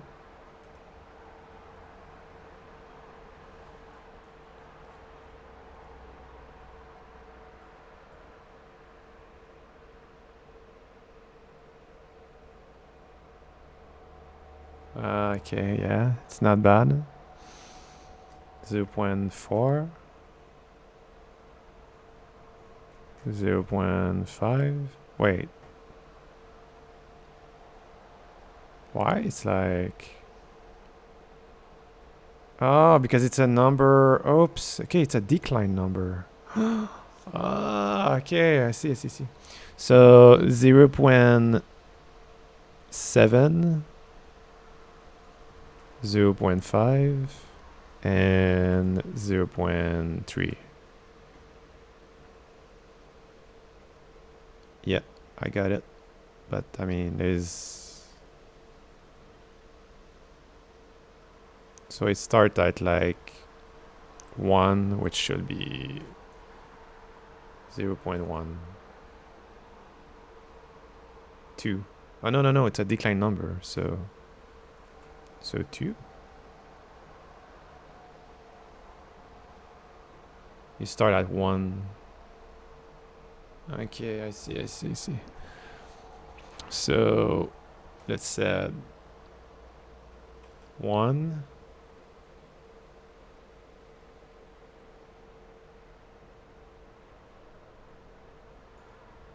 0.5.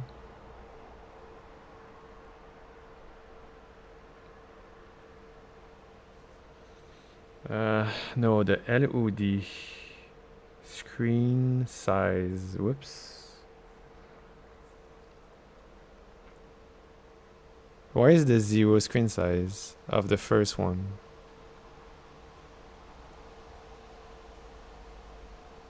Oh, right here.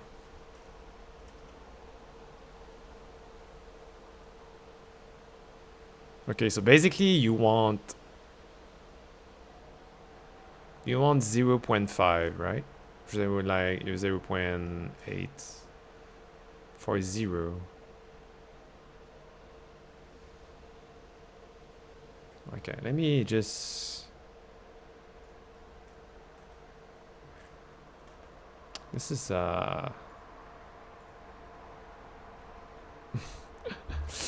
that's complicated a little bit.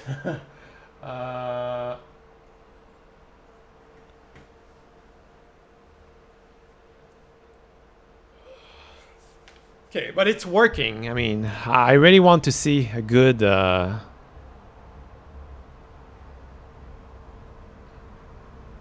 I'm getting massive lag right now. So the LOD should be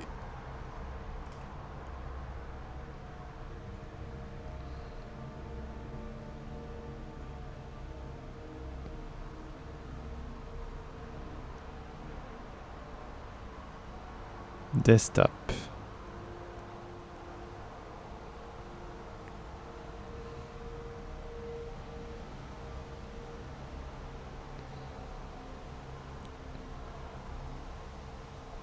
It's just set my stuff to by default.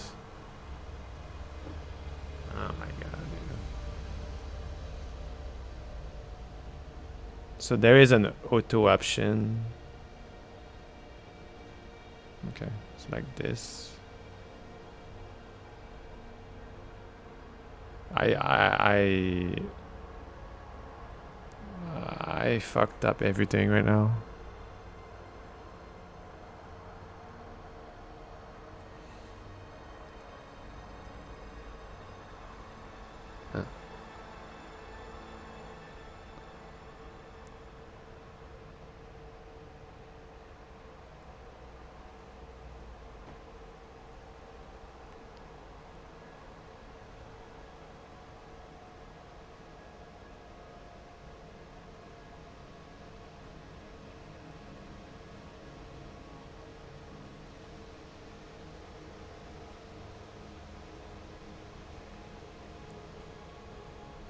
Yeah, I fucked up everything.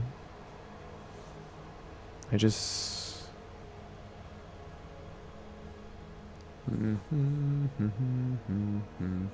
Well, it still use my custom thing.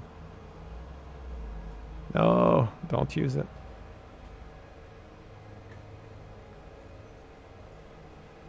What it look like? Oof, it look bad. Look at this. It's full terrible. And it's still lag, crazy. So see, I don't think that's the problem is this. I really don't think. No matter what I change, I really don't think it's this the problem.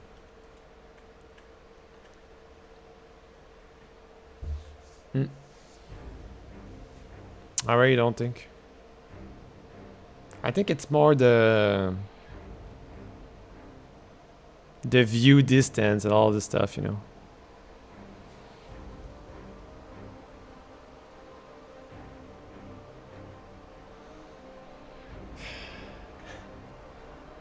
It's lagging hard. Let's get out of this place.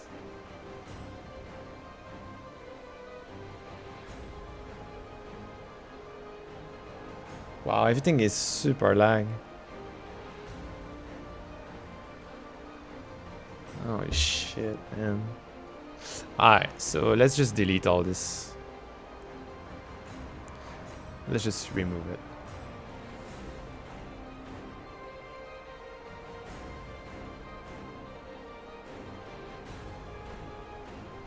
There we go.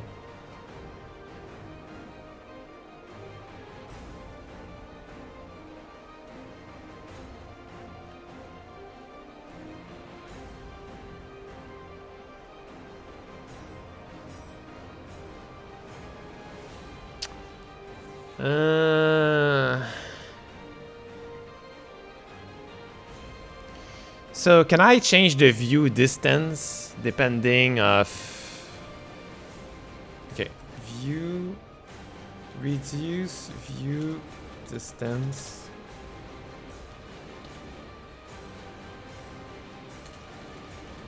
Performance. View distance quality.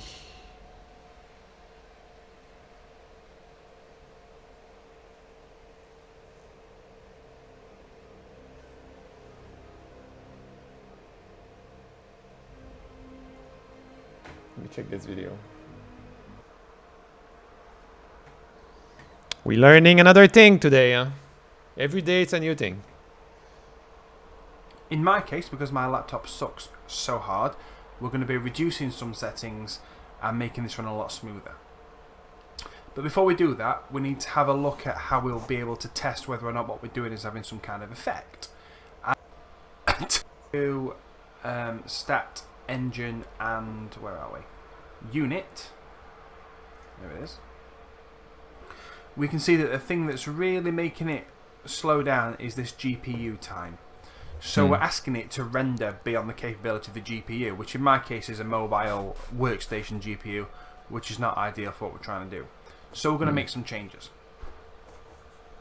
Okay, so if you go into the settings button up here, about halfway down there's a scalability section. You can see for the purpose of this video, I've turned everything all the way up. As I've been going through this tutorial, I've been turning things up and down as necessary just to keep things running, or just turning everything right down if things have been crashing. Engine But you've scalability probably setting. been I didn't working know at that. kind of max set. I mean, Things you if can not check. changed anything so far. So let's have a look at what we can do if we turn things down. So if we go from, at the moment I'm on Epic, if we go down to low, you'll see that things have improved straight away. I'm up into the 20s on my frame rate.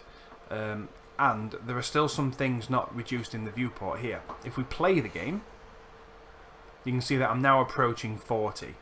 And everything's a lot smoother. I can now move around, that's quite nice. But there's some sacrifices. The resolution's been lowered and all my grass has gone. So let's have a look at what's going on. It's very interesting.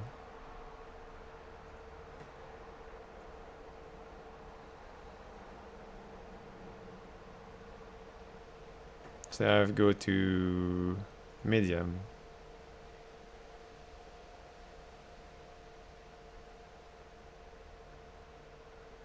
Holy shit, that lag.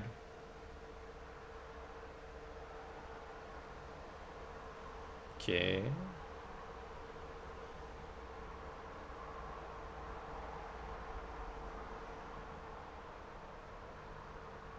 But that's not what I'm looking for. I was looking for in-game stuff, but I mean, maybe it's my computer, but I mean, doesn't matter if.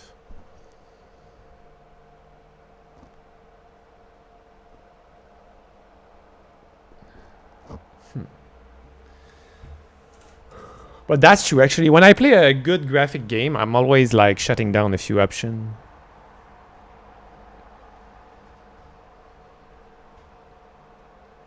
Oof, I click medium and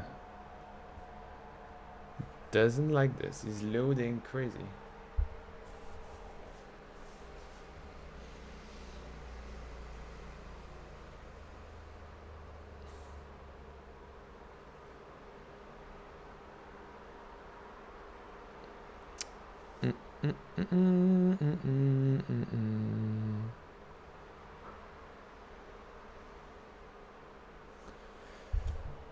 Well, did I crash it or? He really didn't like that. Let's continue the video and we'll see. On there and why that's happening. So the resolution lowered. When I went to low, this resolution scale came down to 25%. So that's 25% of what the full resolution would be. So that's really, really low. So what I'm going to go for actually is something a little bit higher. Let's go for about 65%, which should be a lot better. I just want my view distance to be up a little bit. I'm going to increase my foliage. We'll try it on high, but I might bring that back down. Shadows I want to be on medium. We'll have post-processing on medium as well. And we'll try and get away with everything else on low for now. So now let's see. So in the kind of main editor window, I'm still struggling a little bit. But I don't have to have things on real time. I can turn that off and just kind of move things around as and when, which is a little bit easier on the GPU. But what I'm really interested in, what it performs like when I play. So you can see I'm now kind of in the 20s, and that's not too bad. I do actually know that these settings will put me at about 30 when I'm not recording the screen. So there is something I can do to kind of alleviate that. It's not record the screen, but that would make it really difficult to put tutorials out. So what I'll do, just to give myself a little bit more performance, is I'm going to bring the foliage down to medium. If I turn it down to low, I will lose all the grass, which I don't want to do. So at this resolution, things are much nicer. I would like to get closer to 30 though before we sign off this step. So what I'll do is I'll just bring my resolution scale down a little bit lower. Let's try 50% or something close to 50%. Yeah, I think that's as low as I'm going to get it. I've got a feeling that I'm now being constricted by the screen recording software, because I am usually able to get faster frame rates than this.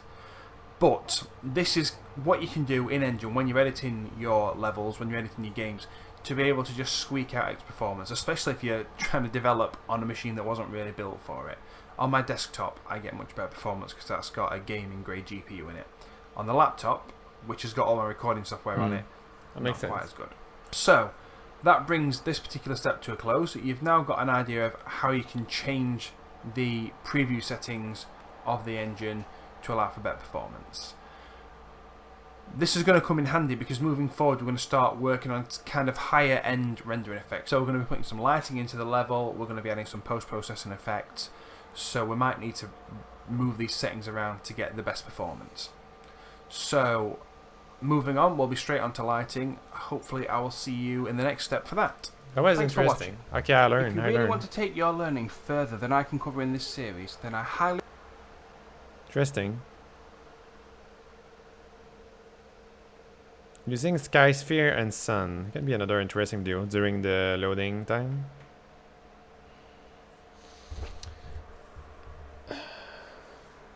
Changing and improving the sun and sky color. Okay, angle, so I think it's time, about light time shift. we moved on to lighting for us when we created this level. Let's just zoom in on it a little bit. We have a light source. I'm going to turn my rotate tool on. Oh, you can rotate the sun. I a didn't little know bit. I that. want the sun to come in from a different angle. Oh, And I want it I to be didn't know lower that. to look a little bit like it's sunrise or sunset, that kind of thing. So I'm just going to turn my rotate tool on. And I'm going to use the shadows to guide me, I think. So I am just going to zoom out a little bit. I want to be able to see the shadow on here, if there is a shadow. There are no shadows. Where are my shadows? Okay, let's have a look for the shadow in the engine scalability settings. Okay, we'll put high shadows on to make sure that that's going to show up. Okay, so I want the shadows to come in at about that angle, I think. Cool. I didn't know that. I learned a lot. Happy with. And I also want the sun to be a little bit lower, so I'm going to rotate it down a few degrees as well. That's good. So I think 20 degrees might be too much, so I'm going to change my snapping to 5-degree increments and just bring it back 5 degrees. I like that. So that gives us some nice long shadows, which is going to kind of simulate the time of day that we're going for. That's cool. Okay, the next thing I want to do with this light is change the colour of it. So I want to give it a little bit more of an orangey glow. And we can do that in the details panel. So I'm going to click on the light colour, and just from the colour sample here I'm going to go towards the sort of orange spectrum. I want to be careful not to overdo it, but equally I want to be able to see a bit of colour in the light. So I'm first off just going to choose the colour I want. So don't want to get it too red. And then I'm just going to pull this slider down. So this would be completely white light, which looks like it did before. And then we can just move that slider to bring the orange in. That's cool. Until we get the sort of... Let's take a look. So does it have low? Oh, wait. Wow. What?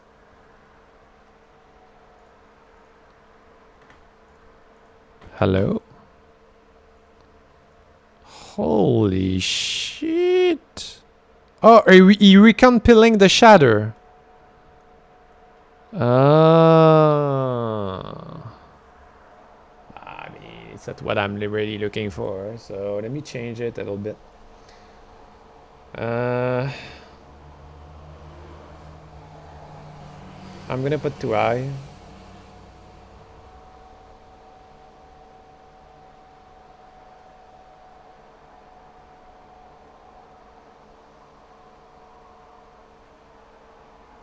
Let's try this.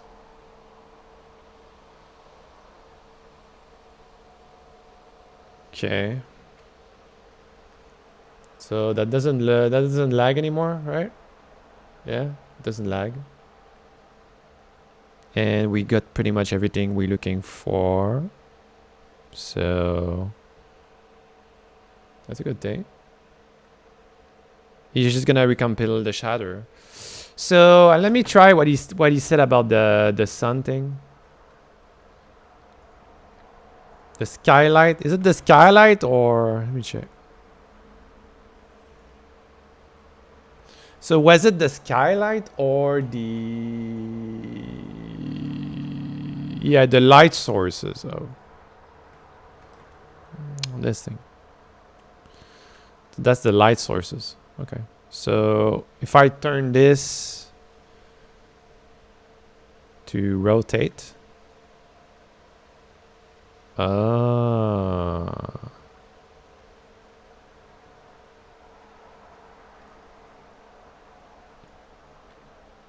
Where is the sun now? Oh, okay. I see. Okay.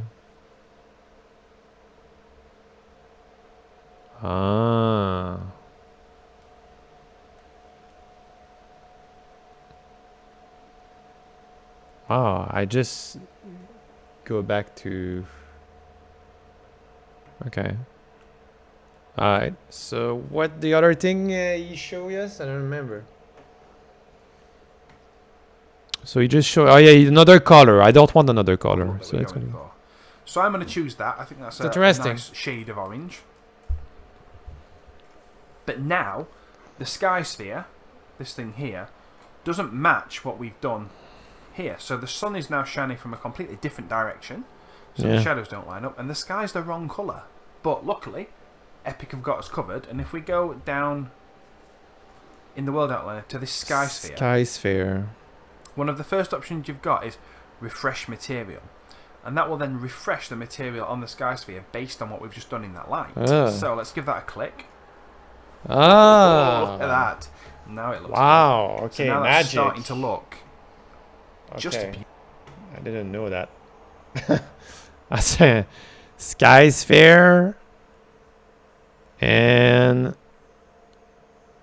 refresh material. Where is it?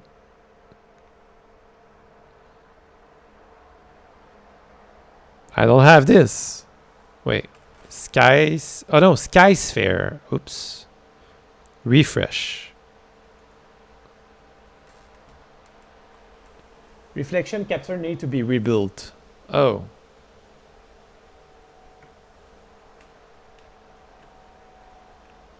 But that just refresh, right? It have to be rebuilt. Okay. Well, I'm comparing shatter.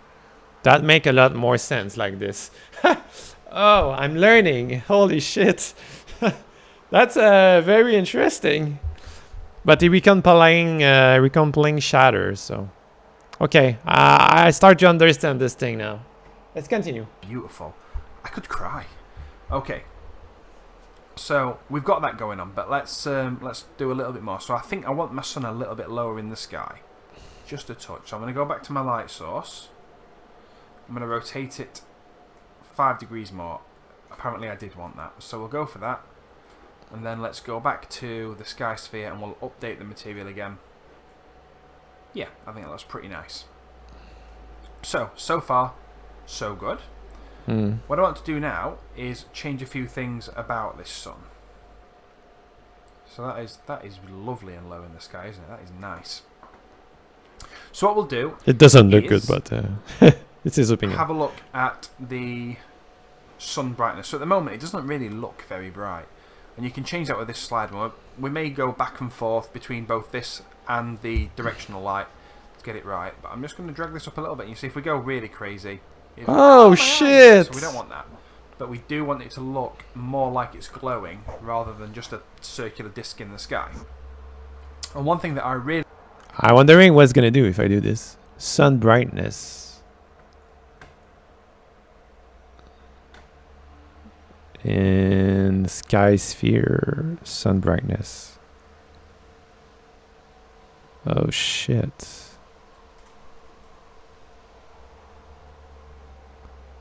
Whoa, okay. 50.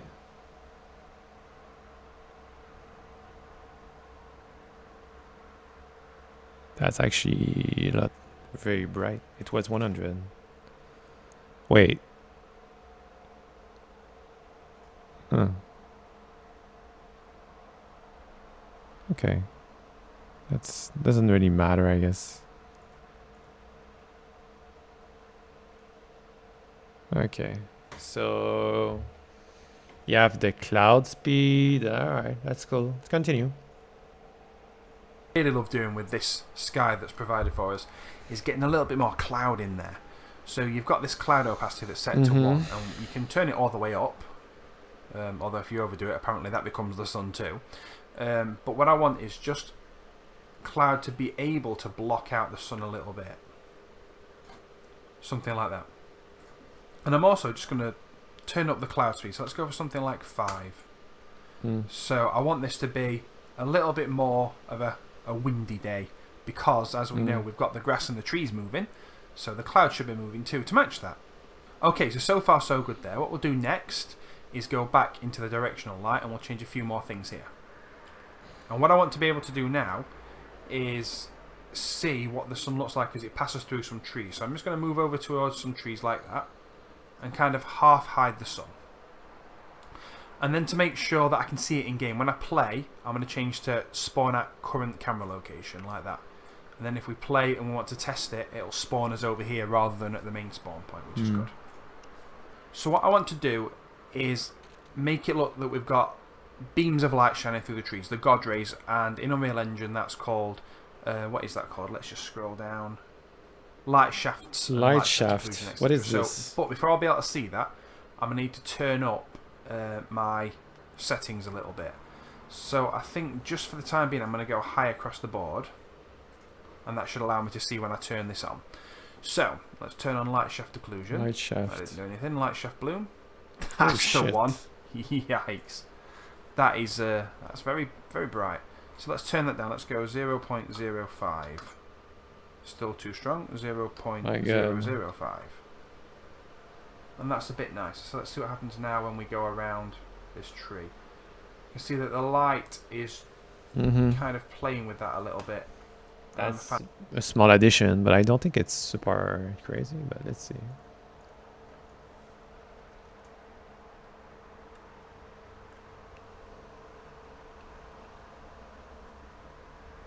So let's see.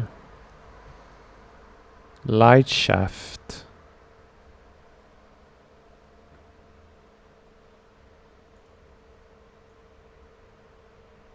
Light mass, life shaft.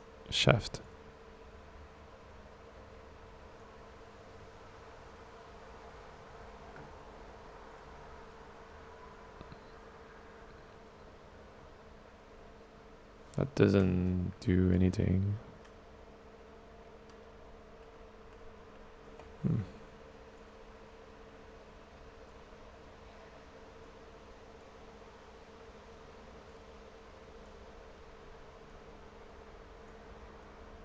That changed something, but that's actually changed a few things. That's not crazy.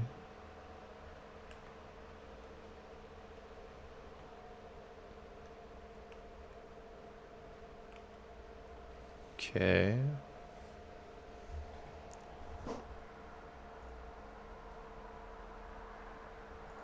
Ah, it's this thing. Holy shit. Oh, yeah. Well, that's cool, but like you said, it's very too much.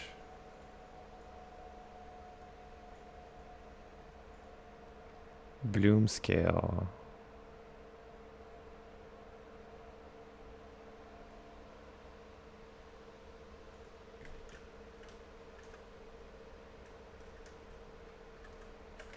Like this.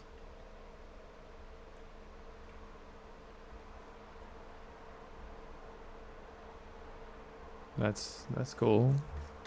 Okay. Learning, guys. I'm learning. Fan of it. So it's not too strong. What do you It's put? there. 0. That's what I'm going for. So now we've got some God rays going on. This is really starting to come together. 0.5. Okay, my so God. I think that's pretty much going to tie it up for this step. There is only one more thing that I want to change before I really go any further, and this is the grass. So when we changed our light colour, everything else in the scene kind of went with it. So the ground went a little bit redder, the cabin did, the rocks did, the trees did, but the grass still looks too green, which I don't like. So we need to go into our materials folder, and we're going to find the grass instance that we're using, and we're going to adjust the tint. So there's the tint, and I now know that I want this to be a little bit redder. Ah, interesting. To kind of match up with what else is going on everywhere else. Yeah, So the something tint like that color, looks really nice. like in StarCraft 2. Let's save and close that. Let's just hit play Interesting. and see what we think to this. So the sun may be a little bit overpowering. I mean, his grass looks shit, but doesn't matter. I mean, but overall, I think this is now a vast improvement on what we had previously. yeah, it's very good. So we've made a decent start to lighting. Okay, Now that's cool.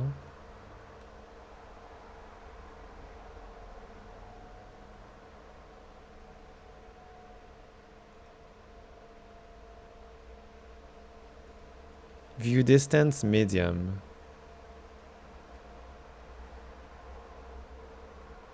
That's medium? Wow. Okay. Yeah, that's cool. I mean, there's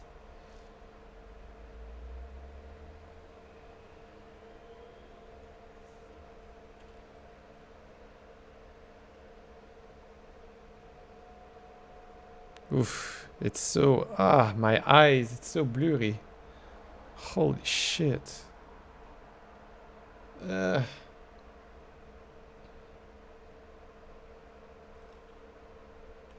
I'm gonna need a very cool post-proceed volume. I just don't know how to make a good one, you know. But I'm gonna need a good one. We can do this. We can actually do this. Like the best post-proceed volume we can get. I will be very curious to see. So setting. Epic.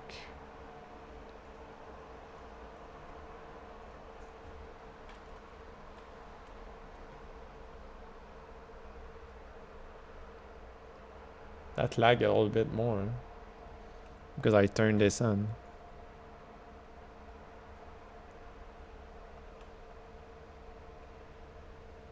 Oh.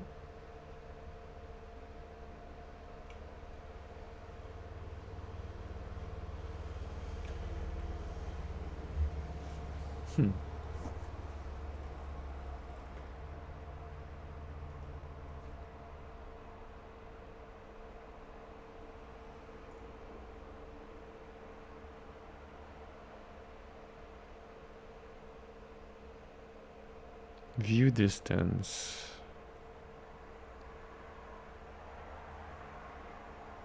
Resolution scale.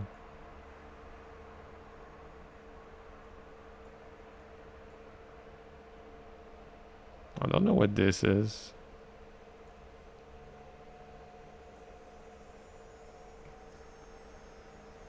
I have no idea.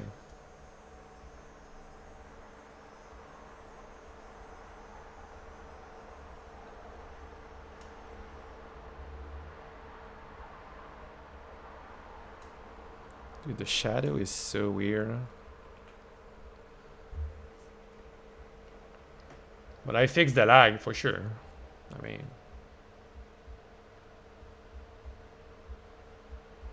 it doesn't lag on the stream too.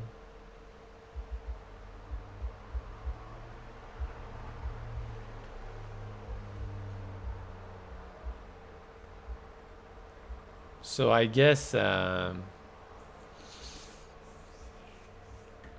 should turn back. Let me check something. So if I go there, he's still compelling some shadow around. I don't know why.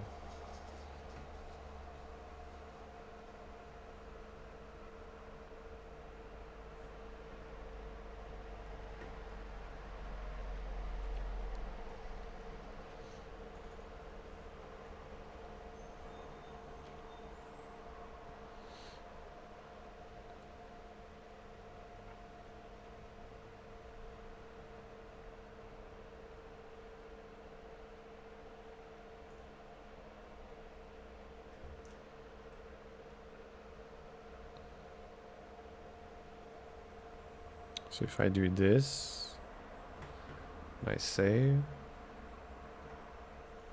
I go there. What? See, it doesn't change anything. And actually I have more FPS. I have a shit ton more FPS. What the heck is this? Huh?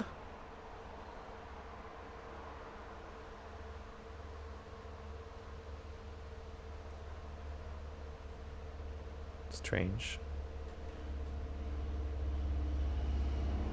Yo, X Minion Sniper. Hey, what are you making?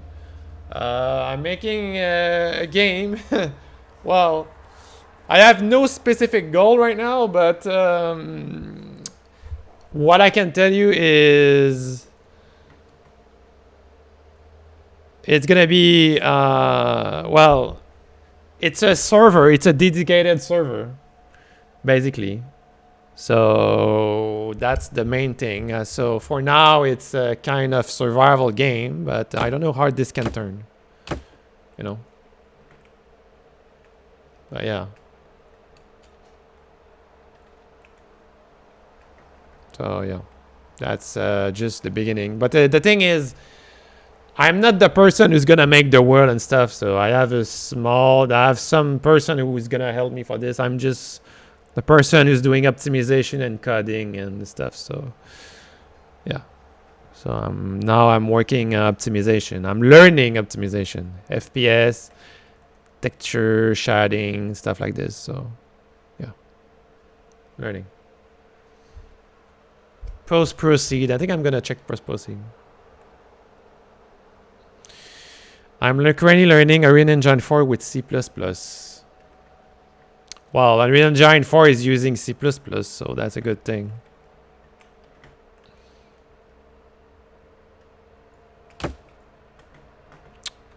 So yeah.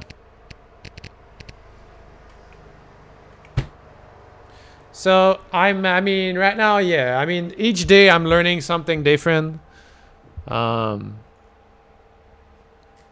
So today it's about FPS drop and texture, LOD, so level of detail, level streaming. This is interesting. Oh my god. Definitively. My shader is still loading. I'm not sure why, but.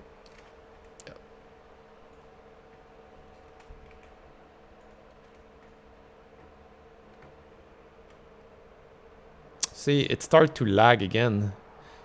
Maybe it's because I changed the matte. I mean, maybe.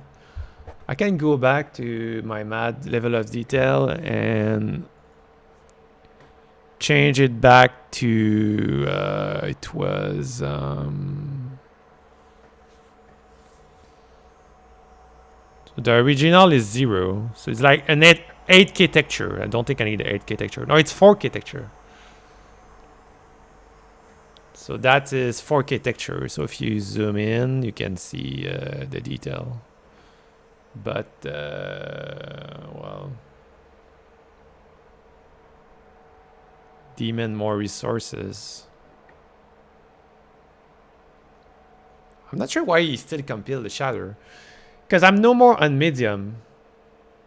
Oh, the view this time is on medium. Oh, I see. What is the resolution scale thing? Is it like the detail? So if I drop this down to 28. Oh, it's the detail thing. I think that's the thing. No. That doesn't change anything. Is it me or? Oh yeah, it's blurry. You can see. Okay, so you need 100% mostly. Okay. I understand. So you want 100%. So if you click play, yeah, it's blurry. It's no more blurry.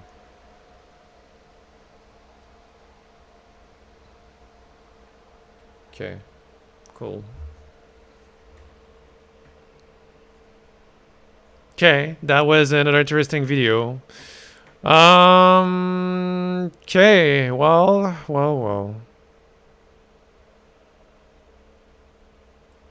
Alright, let me, we're gonna wait for the shader to load. So, give me a second and we'll come back. It's loading anyways.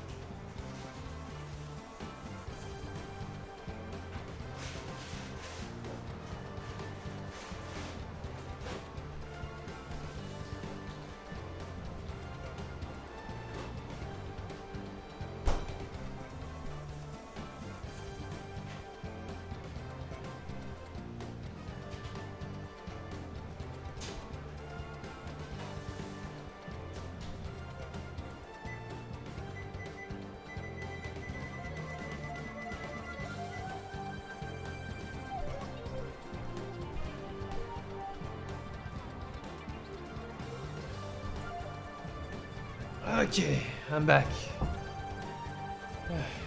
So, oh, it's done loading now. Okay. Good. Oh my god, I still lagging like crazy. Let's look at this. That's insane.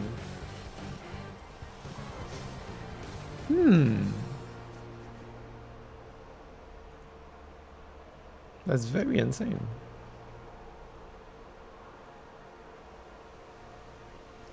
I'm still back with the lag. Well,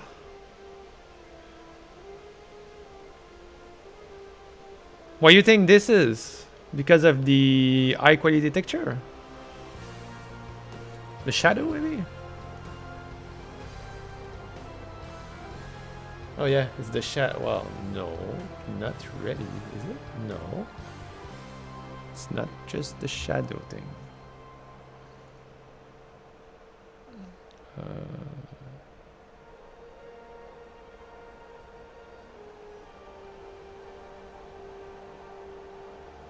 So if I put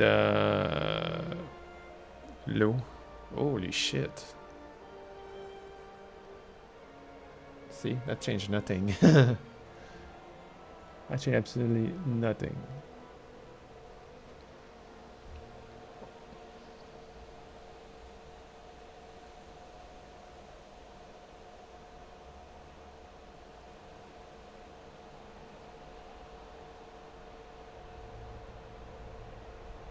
So I guess it's the texture, but I mean I put back the 8K texture, but okay, let me try to change it then. Not the 8K, but the 4K texture. So I'm gonna change it back to 3 level. Save. You can see there is like no difference. If I'm going there, it's so laggy.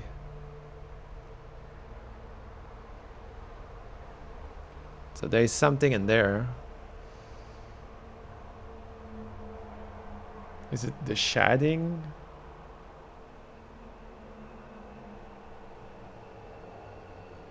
I put the shading to medium.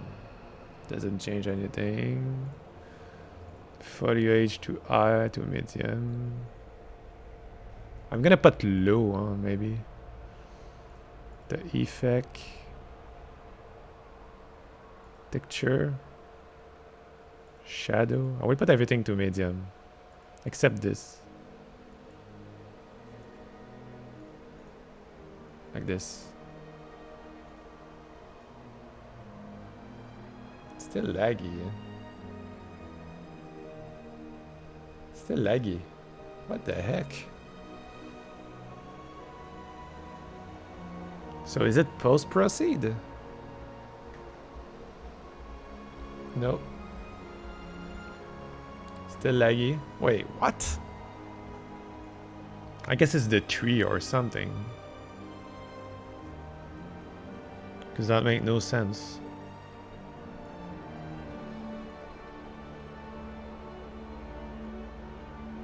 That makes no sense. It's always laggy. Everything is low. Low, low, low, low, low, low, and low. Everything is low. Oh, it doesn't lag. Everything is low. Well, no, wait. It lag a little bit.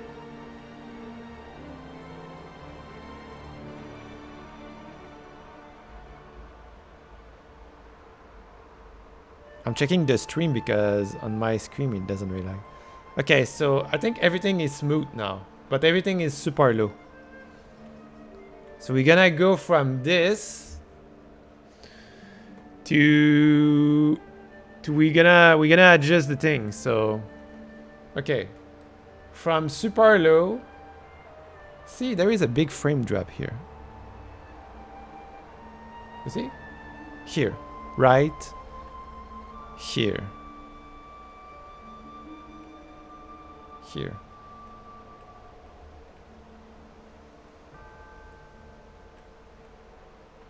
I mean, it's not that bad as before, but okay. So I'm gonna put view distance to medium.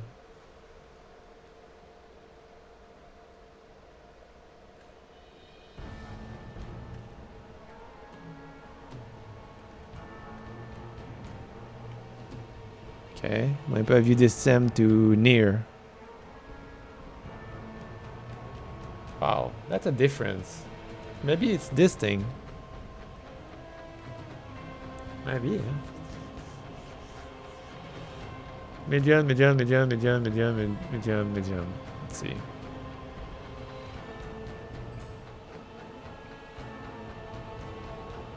No, it lagged. Frame detect.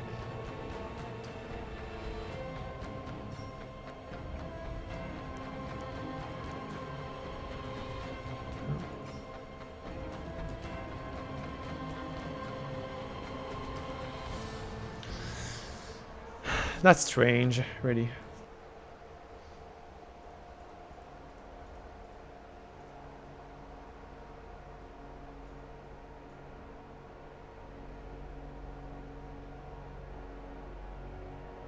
Yeah, that's strange.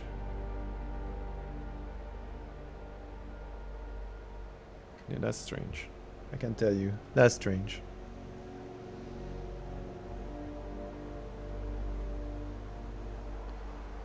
Hmm.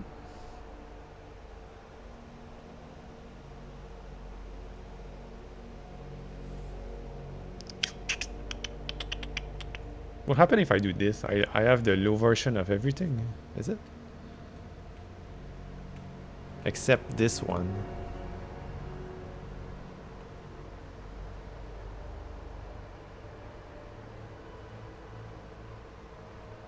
I mean, it doesn't lag like whatever.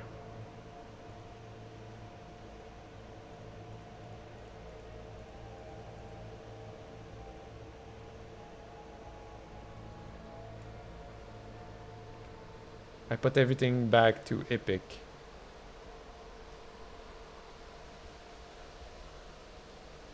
I'm checking the stream because on my screen it doesn't lag. That's the thing. I mean, on the stream it lag, but not on my computer at all. Never. I'm not sure if it's a stream thing, cause you know, because it doesn't lag at all. I mean, on the stream it lag a little bit, but on my computer it doesn't.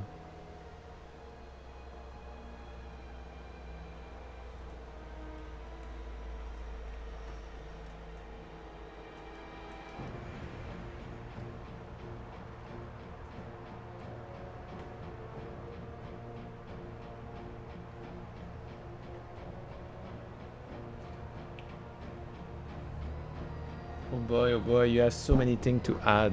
What do you mean? I mean, I'm beginning. I just start.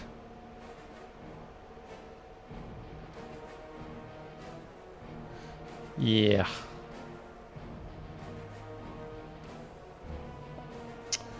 I'm really not sure what is the... What's the thing?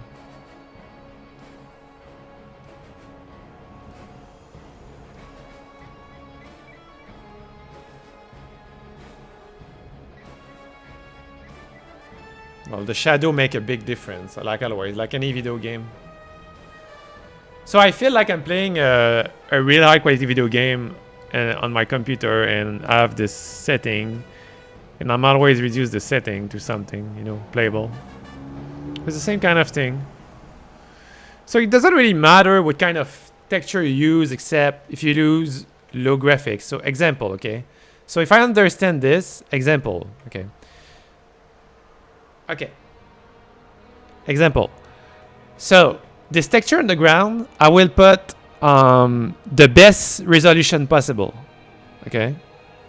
You will see what I'm talking about. So the best resolution possible is 0. So that's 4K texture ground, okay? You can zoom in and you have very nice graphic.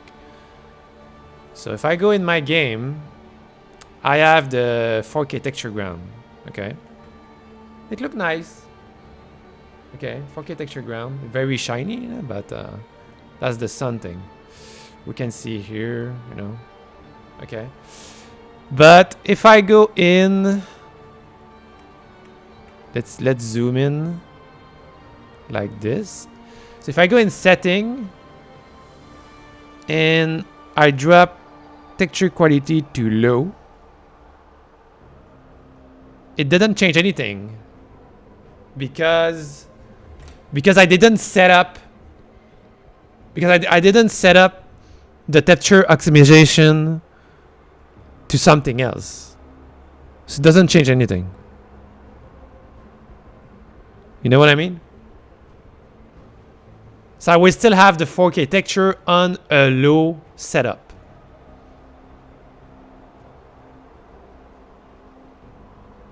Right? Or I'm wrong? Well, now it's low. If I'm watching 4, it's low. If I'm zooming, it's fine.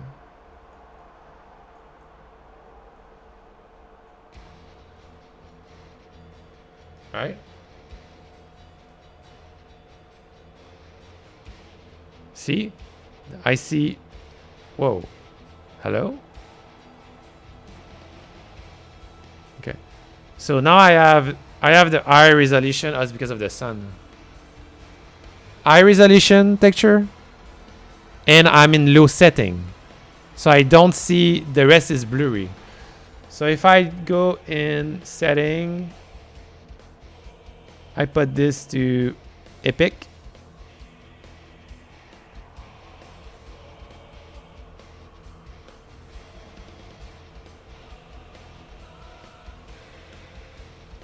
Is that really change something? I don't feel it. Alright, let's change it again. Texture to low. Oh, yeah, you said difference. You see in the background? Well, it's hard to see maybe, but I can see it. Cinematic. My God. I see a difference. So it doesn't really matter. Honestly, all I have learned today doesn't really matter. I mean, you can change the texture thing and optimize your texture one by one, but it will always depend on the computer of the person. So if I play a game and I do not meet the requirement of the game and I still want to play it, I put everything to low and it still lag.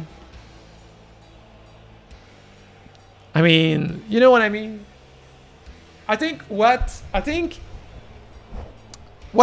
is the texture resolution is more based of the large amount of thing you have in one scene. So if I have a high if I have a high computer and I'm lagging, now you have a problem with texture. But if I have a high computer and I don't lag, but the one who have a low computer is lagging, it doesn't matter. I mean, it sucks for the one with a low computer, but you did your job because the one who have the requirement doesn't lag on the scene. So that's the thing. So you cannot deal with, you know. So when you create your world, you're always going for the best result. And the thing is, it doesn't have to lag with the best setting too. That's the thing. So that's the thing.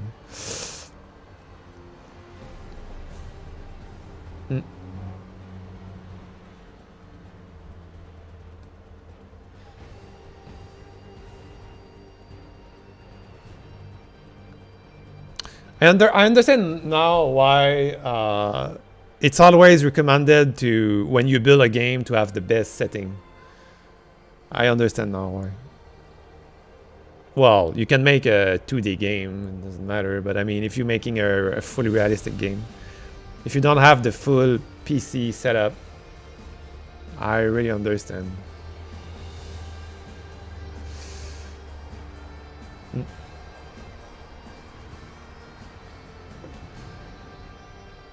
So the good news, there is a good news with all this, is no matter what I put into my game, it's gonna be fine, because I don't have the best computer ever, and I can just set up my setting to deal with it. You know what I mean? So I think that's the good news of all this. I think.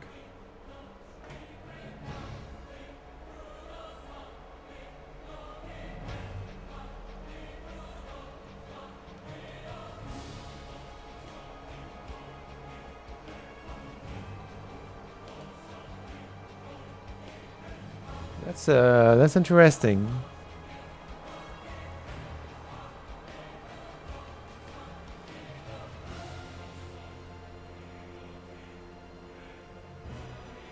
I remember I was playing a game called Eat, and my requirement was not enough. There was so much thing I understand right now.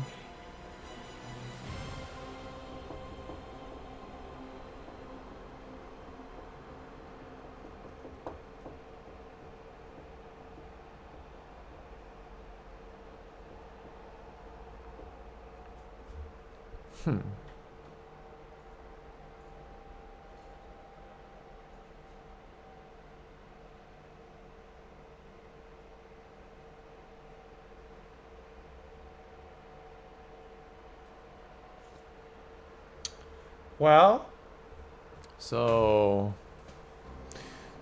but the thing is, it doesn't lag. It's the stream. Like when I'm watching the stream, it's lagging. But I mean, for me, it doesn't lag at all. I mean, see, in game, it's fine. In game, there's no problem. But when I watch the stream, it's laggy. But in game, see, everything is fine. It doesn't lag. Well, right now it doesn't lag, but when I had this ton of grass thing, it was laggy. Do I still have this grass thing?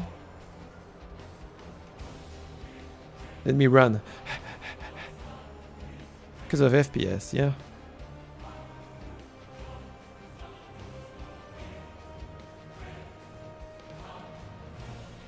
Is it still there? I don't think I remove it.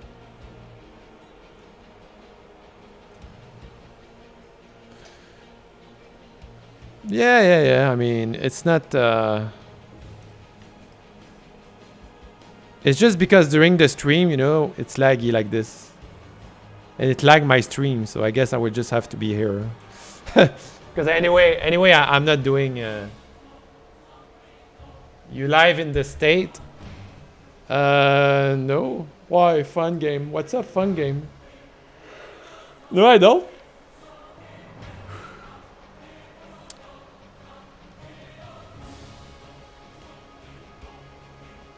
So yeah, so the stream is yeah. Okay, so we still have time. We still have time to check what we can do with the sun effect, cause I don't know why, but it's super shiny and bad. You know. I mean, there is probably a really good post proceed volume we can do, we can learn from, you know.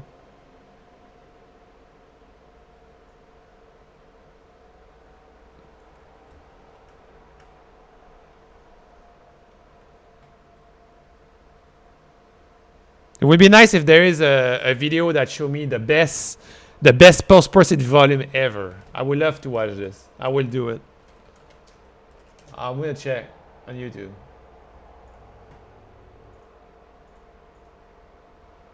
The best post proceed volume Unreal Engine 4. How to realistic a proceed. Oh no, I watched this video. Okay, what about this one? 2020. Since the last time I made a video on post-processing, a lot of features have been changed. So in this tutorial, we will go over all of the new and old stuff and learn how to set up a good post-process in UE4.22 and above. If you end up finding this video useful, consider subscribing to stay up to date with new videos. Wait. With that being said, let's get into it. Yeah, 2020. To be more precise, in this video we will see how we can transform this scene into this one into that, and this into that one. We will go through the entire process only for two of these, the Japanese shrine scene and the statues in the forest scene. With all that said, let's get into the Japan-inspired scene. In contrast with the level that we will do later, this one is moody, dark and misty. And my post-process was done with that in mind. To achieve that, I wanted to introduce as many shadows as I could while preserving details. I wish I could have gotten better contrast, but if I were to but I don't that, want the this. shadows I always like to do with my exposure and enable mix effects. And let's enable vignette. The vignette effect can be used to add focus on an object while shooting in a dark environment. So let's set this. There should be less contrast. What's the other scene? We are going to go with that. Now for chromatic aberration, sunset vibe with a mysterious feeling to it. No, I don't like this one. It's going to look nicer. And then for the gamma, This one is again, cool. slug and the anvil would look pretty bad with saturation on 1. As you can see, everything is a lot more red. So by setting this to 0, it is going to look nicer. Same tree. Features is pretty easy. So let's see, bloom again set to 0. I do not like bloom at all. For the exposure, I went again with auto exposure and set the minimum and maximum to 1. Now for the chromatic aberration, I went with something subtle, 0.3. So it's more you dark. can still see it if you really have a special program such as Photoshop or something like it. Something like this should look good. The next thing that I like to do is to go to curves and to a lower value. And that's all that for supporting, but you can always come back and adjust its value. Videos and support me as well. And as always, thank you for watching. Well, this one is not bad. To create a work camera look more impressive, you will be able to see the colors individually at the edges of objects. Let's set the intensity to 1.3 and the start offset to 0.7. The lens flares effect is kind of hard to explain, but you can see it on the screen. I'm also going to skip this one because there's to add a grain that you can see through vibrant, but I feel like the shadows shouldn't have any saturation, so let's set this to 0. And in order to compensate for that, let's go to highlights, set the saturation to 1.2, and at the same time let's go to highlights minimum and Not set bad. this to minus 0.1. This way we are going to, there should be less contrast. For the color grading, let's close into the scene, but what I recommend setting a slider that is going to go from 50 to 200 if you want the player to be able to experience the levels at 200%. And there's that for that scene. Let's get onto the next one, that being the Roman statues scene. For this one, I wanted to get a calm sunset. In this video, we will go through the entire process only for two of these, the Japanese shrine scene and that one. We will go through the entire process only for two of these, So he passed from this to the this. Japanese shrine scene and the statues in the in mind. To achieve that, I wanted to introduce as many shadows as I could while preserving details. I wish I could have gotten better. Wow. Is there better than this?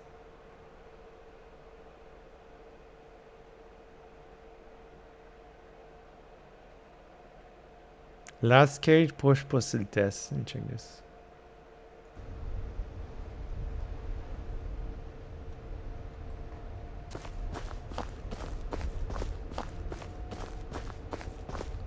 The video quality is bad.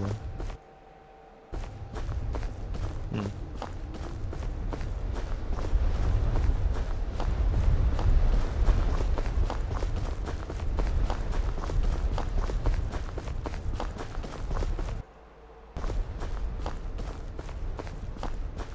That's pretty awesome. I like the scale he did. Like very. It's very nice what he did.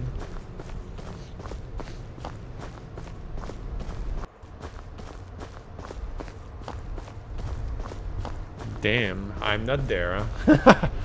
Holy shit. It looked really good.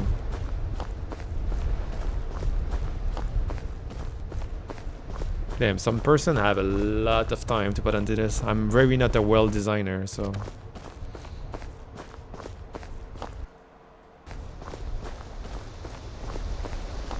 It's pretty nice what he did. Like the different sun and holy shit. Wow. With one Lyso skylight. That's pretty good. Wait, you have a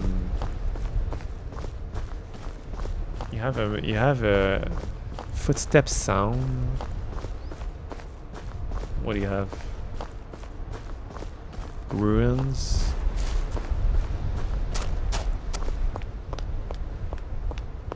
That's pretty high price. Redwood forest. Oh, he made the tree and everything. Holy shit, that looked good.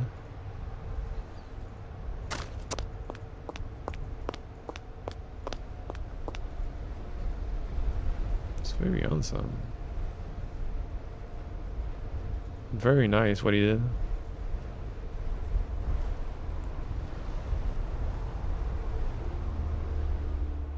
That's actually very nice.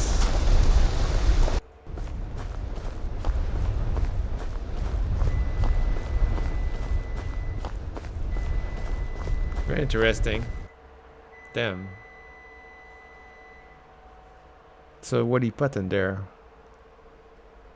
You have the procedural. Interesting. It's very expensive too. But he put a lot of work into this. Holy shit. Wow. Very interesting. That give more idea and more interesting stuff.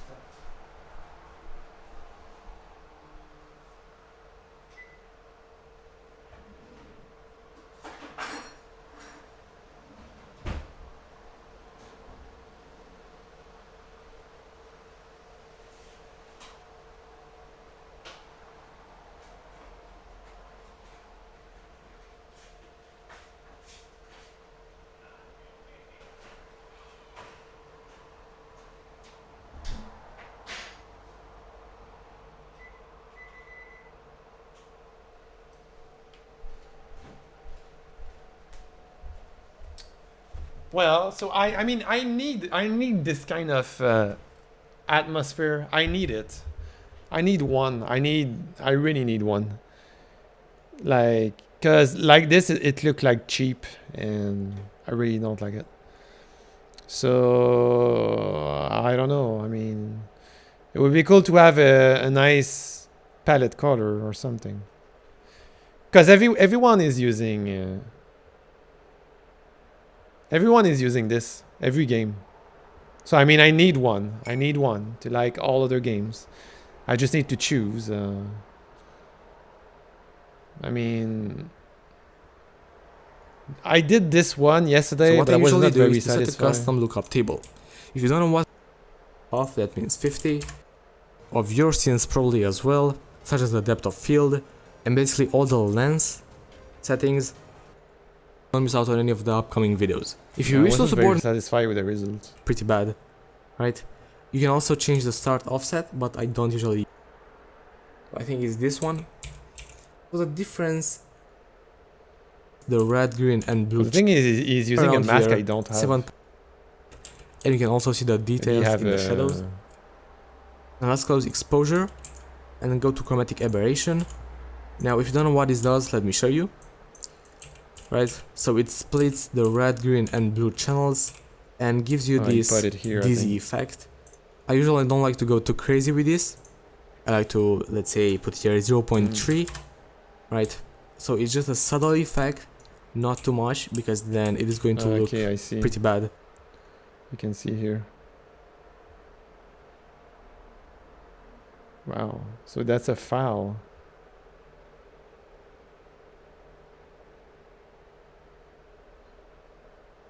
It's actually a foul. Where can you get this? Damn. It's crazy the difference.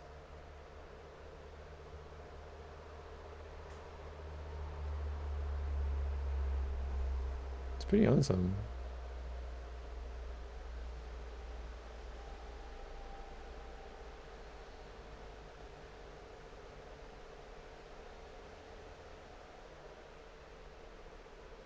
So how this work exactly? Using lookup table. It's crazy difference. Huh? Might make a huge difference.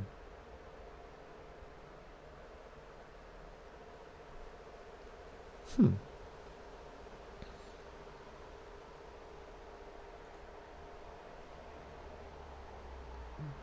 Hmm.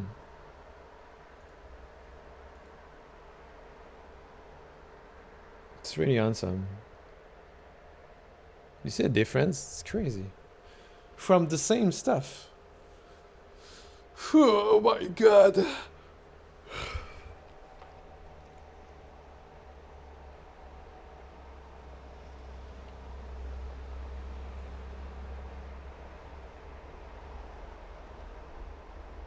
Just with the palette color contrast. That's awesome.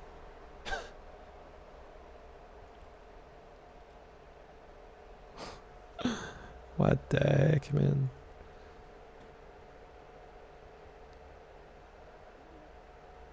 Wow.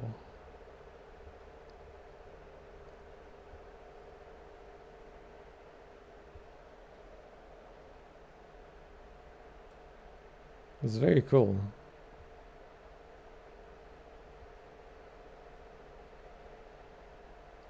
My lookup table.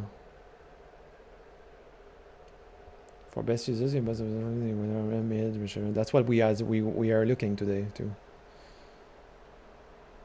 Color grading. LUT example.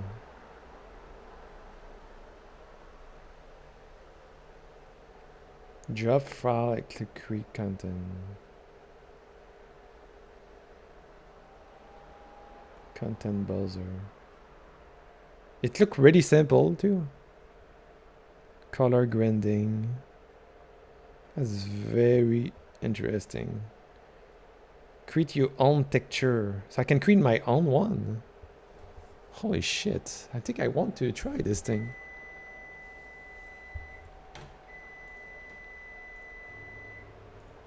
Okay, so I'm gonna go eat. Be right back. Be right back soon. I will leave you on this. Be right back. It's very interesting stuff, really.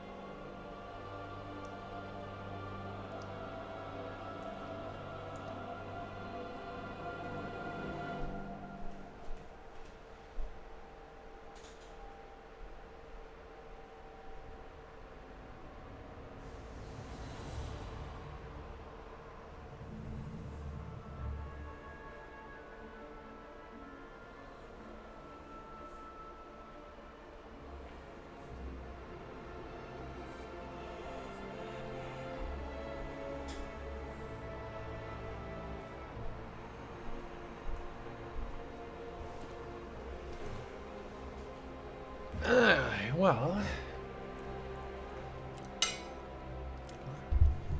That was good. Okay, I'm back.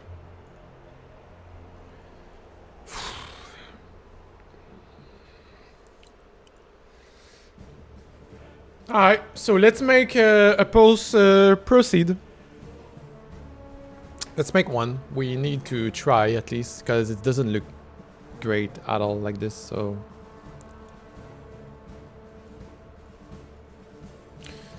I'm gonna create a new one.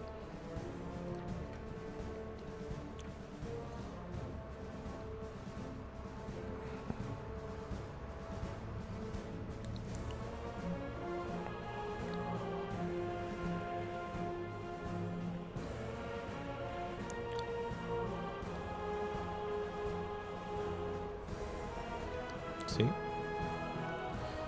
Okay, so do we check the same tutorial as we did and we adjust it correctly, or we try a new one? We can try a new one. What do you think?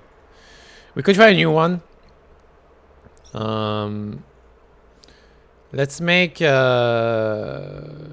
use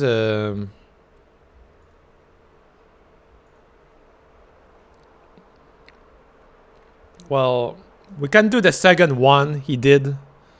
The 2021 video. It was it this one? I think it was this one, right? No, it was this one here. Okay, so it was Since this the one. last time I made a video on post-processing, a Okay, lot of so we can try features this one. are seen. In contrast with the level that we will do later, this one is moody, dark and misty. And my post-process was done with that in mind. To achieve that, I wanted to introduce as many shadows as I could while preserving Let's try. details. I wish I could have gotten better contrast, but if I try were this to one. increase that, the shadows would become too dark, not something I'm a big fan of. Alright, let's see how well I can redo it while explaining my steps. First of all, what I always like to do with my post-process is to enable infinite extend. This way it is going to affect the player everywhere in the level. So let's go into that. We just go down here and enable infinite extend. Infinite and stand. Okay, that's the first step. Rendering infinite stance.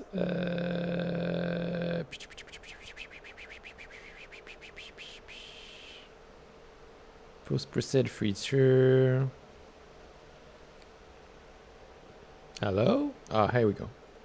Okay. I have it. It's activate. Wait, I'm just gonna go away because it's lagging in there. There we go. Okay, good. So, alright, let's go. Stand. Now the second thing that we are going to do is to go to bloom and set the Bloom. intensity to 0. And that is because bloom is a very artificial. Bloom intensity to 0. Bloom intensity 0. Okay. Good. Next. Effect, it adds light to your scene that is unnecessary and it is going to kill the realism. And this post-process is the base that I always start with. Whenever I make a scene, this is the foundation that I always use because I never like to use bloom, and infinite extend is self-explanatory. Now let's go to exposure and enable metering mode, and let's set this to manual. Now Okay. Exposure. Let's put this like this so we can it's gonna be more convenient. Okay, so like this. Okay, so exposure, bloom, exposure. This manual. with this we will have access to all these camera settings, those being shutter speed, ISO and aperture. And if you don't know what these are, there's going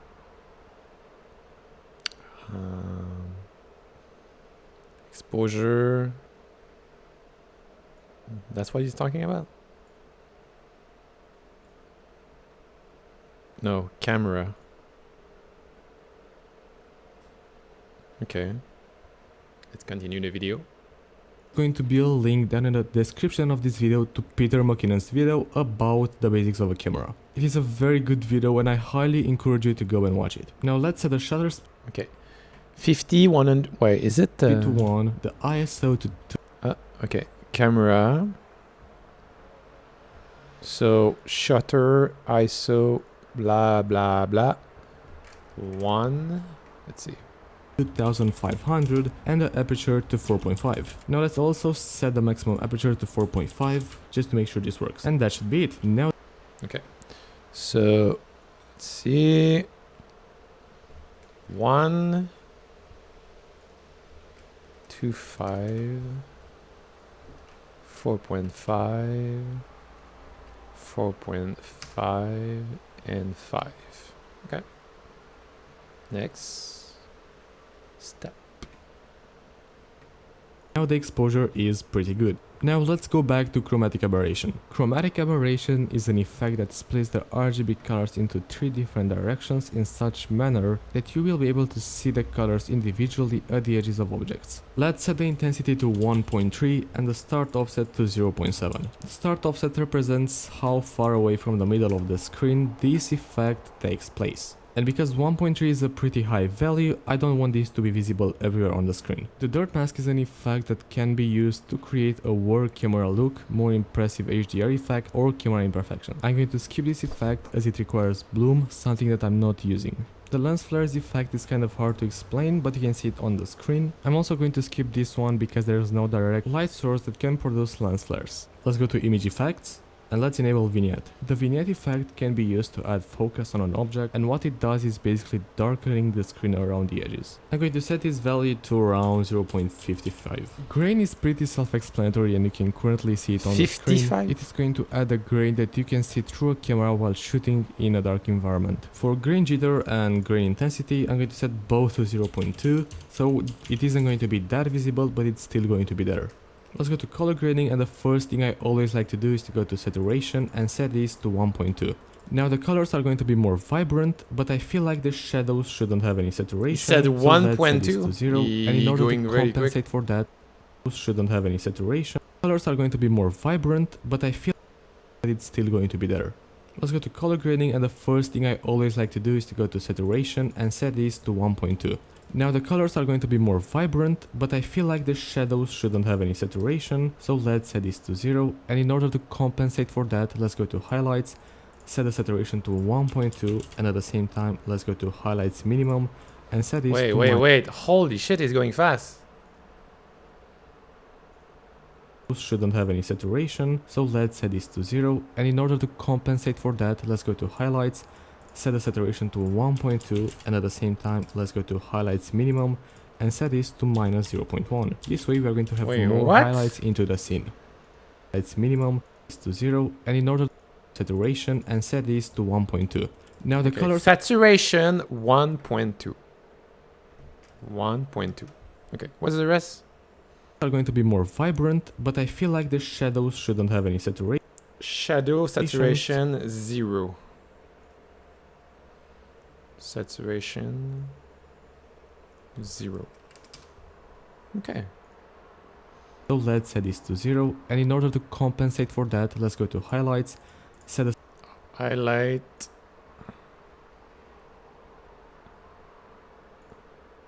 Saturation saturation to 1.2. 1.2.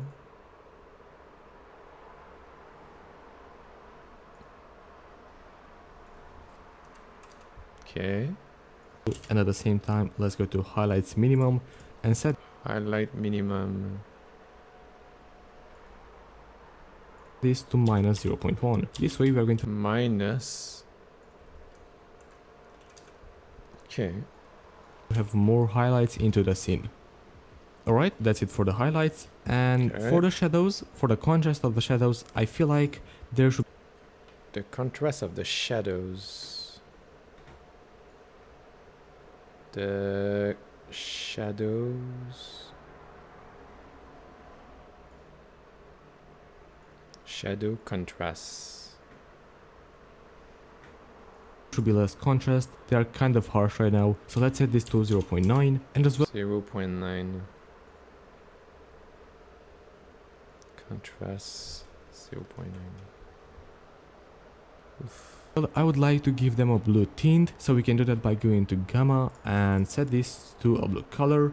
Make sure you don't overdo it, because otherwise it is not. Gamma color, interesting, interesting. Gamma. Oh.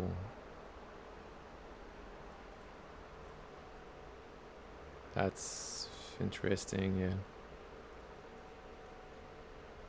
Just a little bit. Not going to look great. Something around this value should be just fine. Yeah, that's what I was thinking too.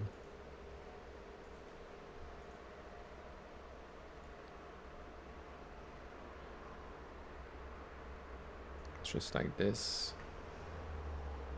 That's it for the color Okay. grading. Let's close this down, and we're going to skip film and mobile tone mapper, and we're going to go straight for the rendering features. Now what Rendering feature. Okay. Rendering feature. Alright. I'm looking for is ambient occlusion. I want it Ambient occlusion. Okay. to be very harsh at the contact between two objects. I'm going to set this to 1. As well, I'm going to set the 1. Okay. quality to 100. Then pretty much everything else is useless for me because I don't have Quality to reflections or 100. translucence. Wait. Quality to 100. Into the scene, but what I want to do is to set the screen percentage to 200. The miss. The rendering feature. Miss. Screen percentage. Or 400. For games, I don't recommend setting this to something higher than 100. That is 200. Oops. because it is going to greatly impact the performance. So I highly recommend setting a slider that is going to go from 50 to 200 if you want the player to be able to experience the levels at 200%. And there's that for that scene. Let's get Okay, interesting. So that's the result. Holy shit, it's dark. What? Does my graphic is on max?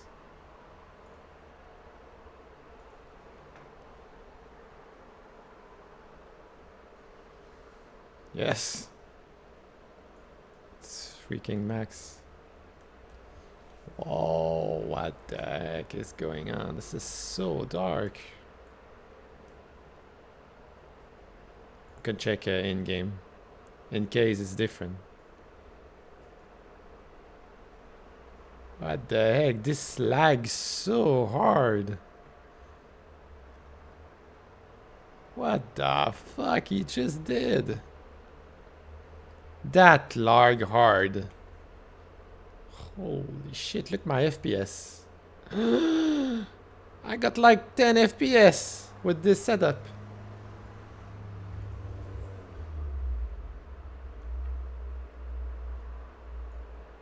I just turned it off. Look the FPS I got back.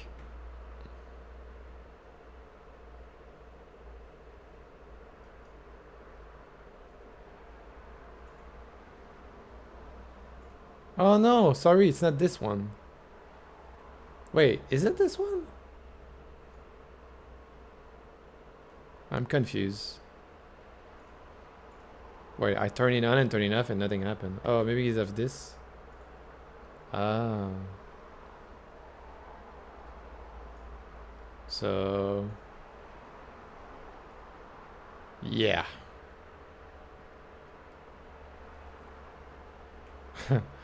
I mean, it doesn't look good too.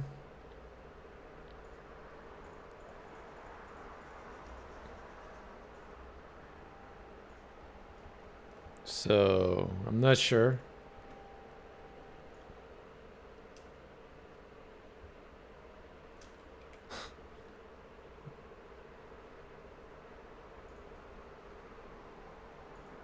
So if I go in extend, play. Dude, this lags so much. What? That's worse than I have before. What the heck is this, man? Can I rename this?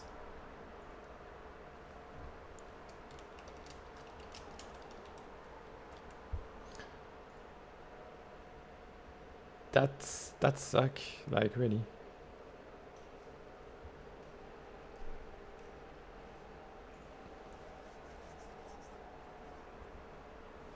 Post proceed.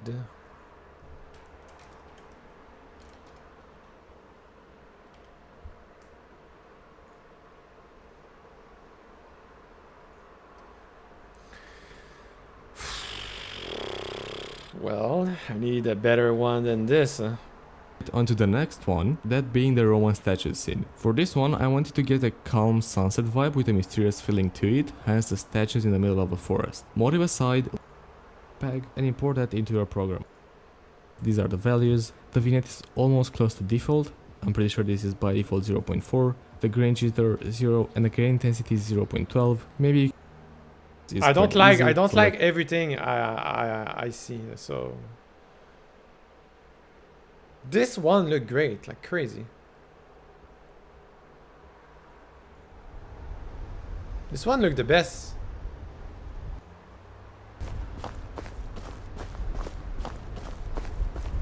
This one looked really good.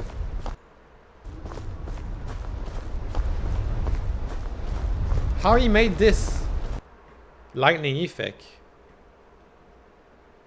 Good question. Sure, you have some big wall building stuff, but you have probably a better video card than me too. But still, very like the style of that.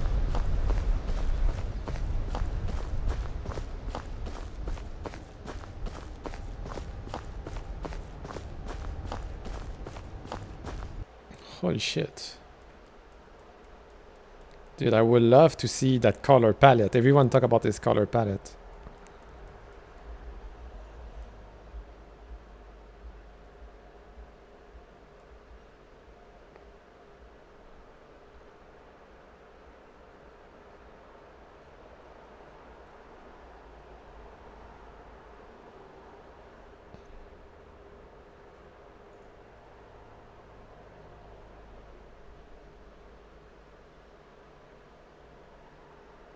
You don't have def anymore.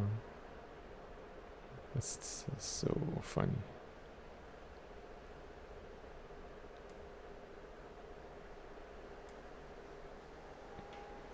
Ultra dynamic sky and chameleon post proceed. What is this? Ultra dynamic sky, chameleon post proceed.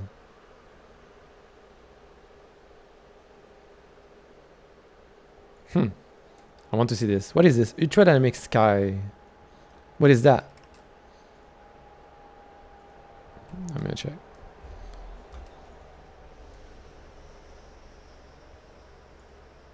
Dude, this is the guy's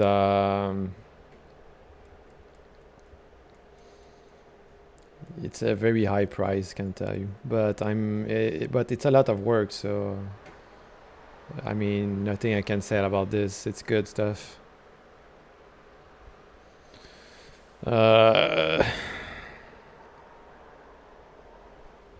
Online documentation.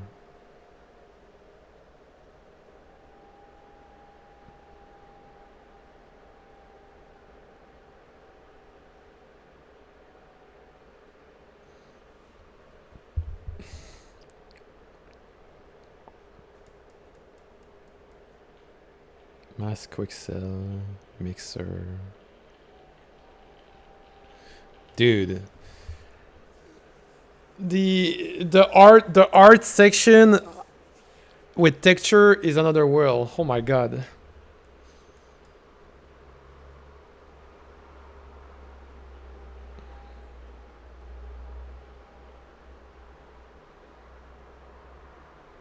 Landscape matte.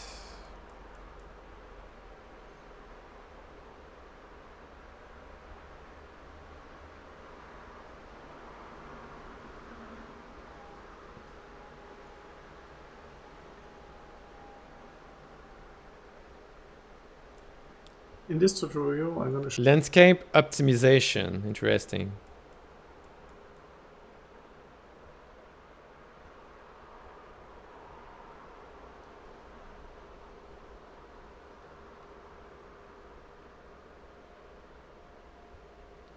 Swirl manually, static mesh like rock houses, any are used to place your photo as an actor into the maps when it's not recommended.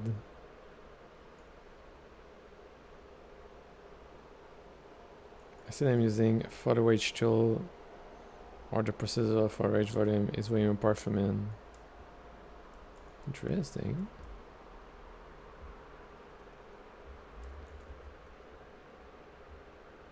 Damn, I'm learning so much today.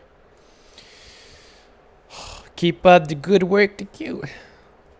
Thank you, you with the name I cannot understand.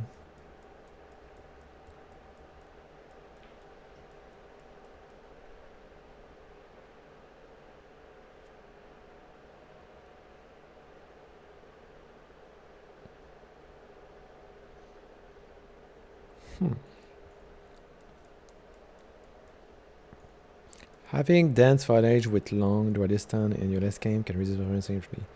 It varies the balance between the amount of detail a GTX and a large amount of footage and still have high volume while GPU would be compared in some setting.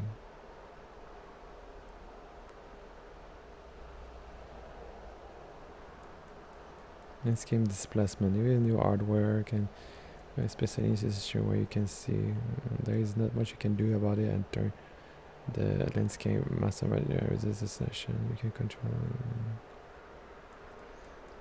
Damn, man. Importing setup megascan photo age. I know how to do this.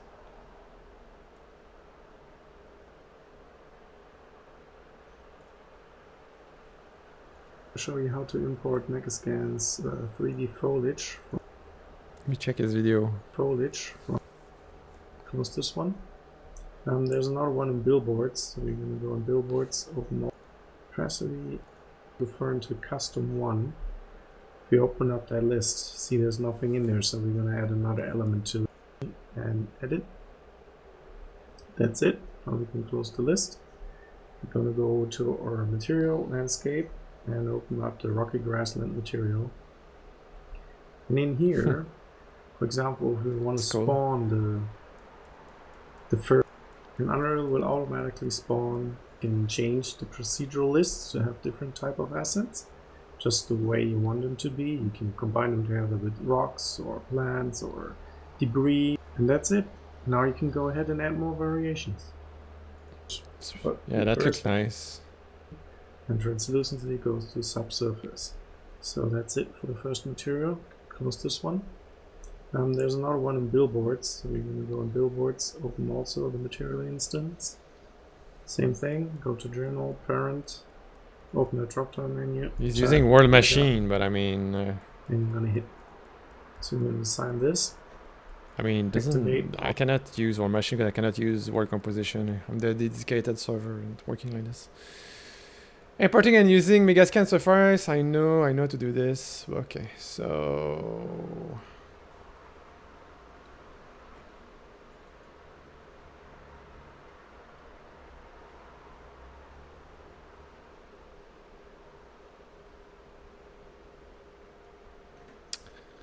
That's interesting. So he said he was using Ultra Dynamic Sky. What is this? Region 4. Ultra Dynamic Sky.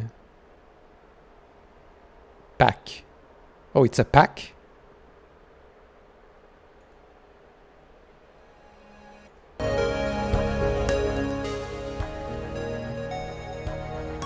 Okay.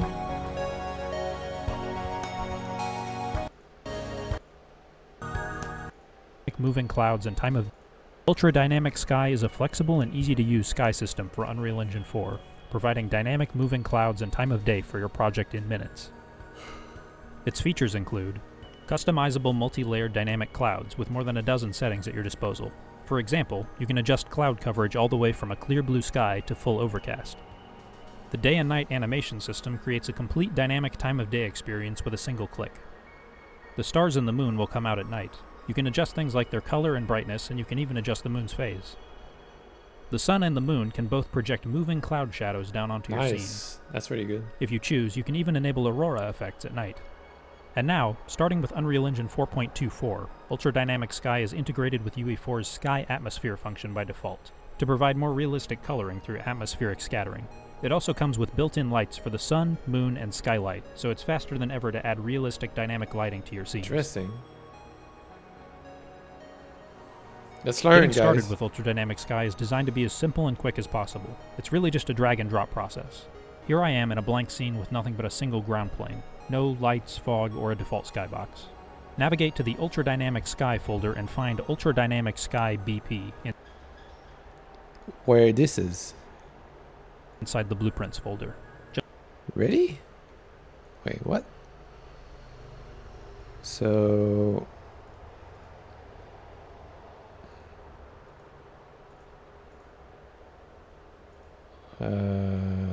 huh? Okay, wait a minute. Select. Let me get out of this place. Give me a second. Okay. So he said it's already implanted. No, I can't believe it.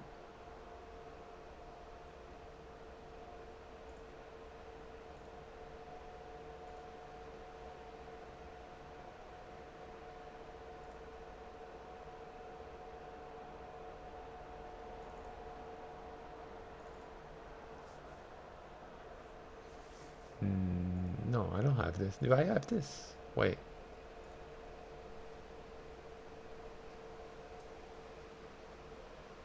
Oh, marketplace. Oh, I see now. 20 bucks. It's actually on sale for 20 bucks. That's interesting. I think I will need this.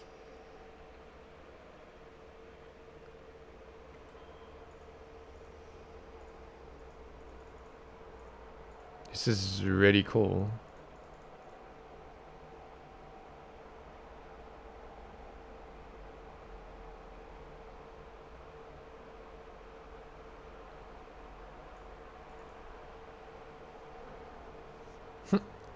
That's interesting. I think I will buy this actually. And holy shit, it's popular. You see that? Wow, what the heck? He made so much money with this, huh? Holy shit.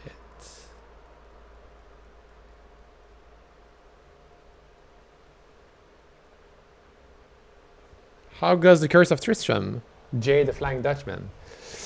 But it's on pause right now. I mean, I'm learning Unreal Engine for 1 month, a little bit more than 1 month now. So, learning something else. It's life.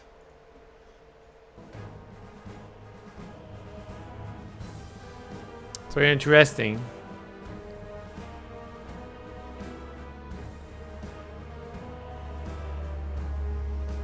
That is really cool. I'm gonna add this to my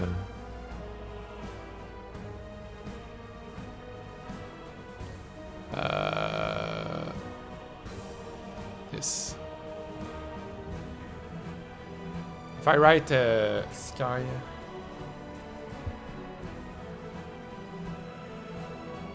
realistic dynamic sky system, good sky.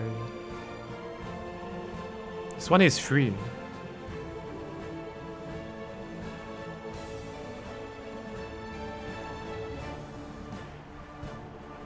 So you're done with Curse? No, I'm not. That doesn't mean I'm done. I just said it's on break right now. It's on pause. Sorry, I said break. Pause. That doesn't mean I'm done. I'm just It's like when you're playing the same video game all the time and you play another game. Same kind of thing. Good sky.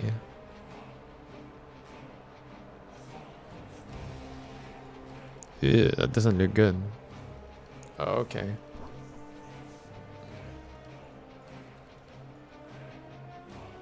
Well, it doesn't look good sky to me. Actually, this one look okay.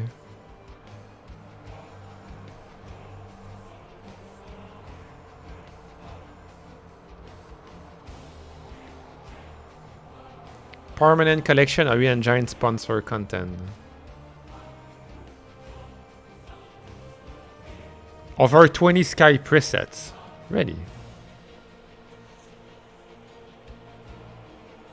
Let's check the video.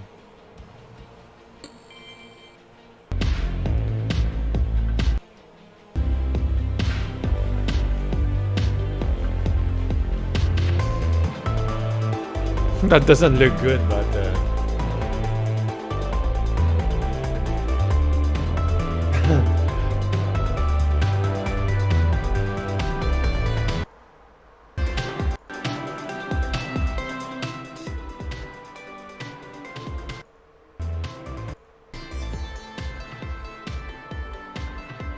oops.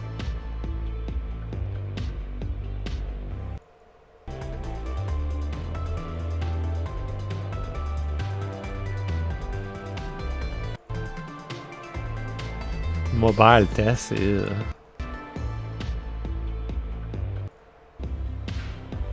Wow.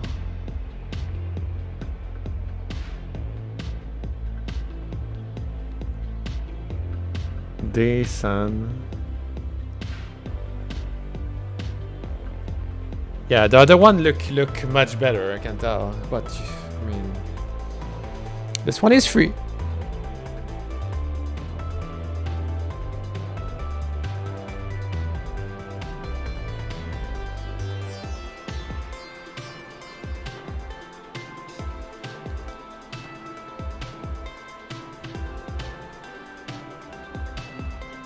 The guy said, I think the guy said it doesn't work.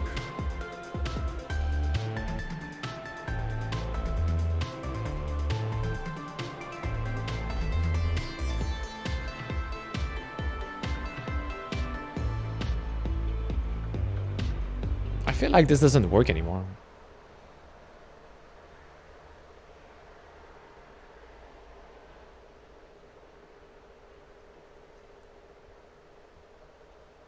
Yeah, that seems like outdated and from the comment. Well,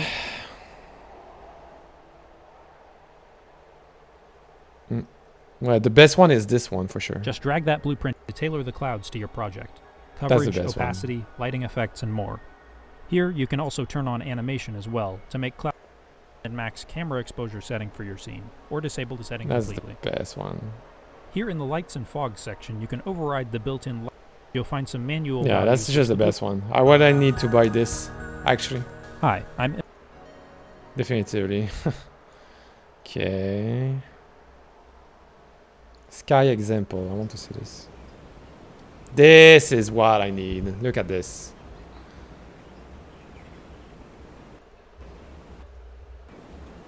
Yeah.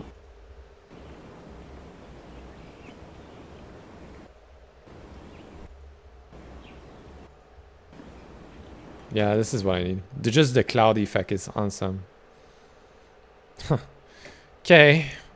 Good for my... Bad for my wallet, but good for the game. Okay, what we have next? So the guy said... I try to remember what the guy said.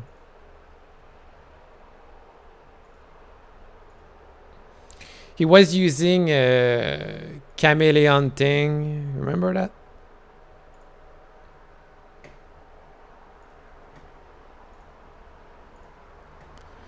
He was using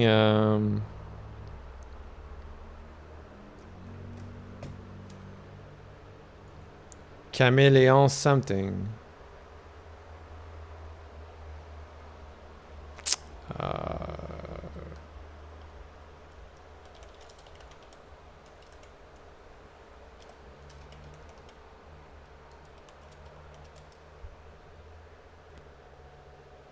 Yeah, so he was using in the common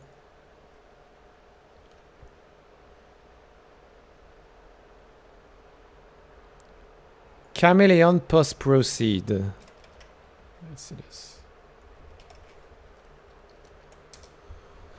What is this? Chameleon post proceed effect showcase.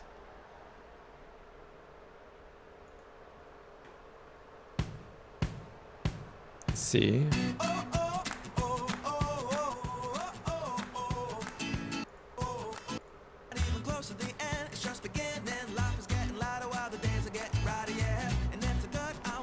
What is this? It's like filter.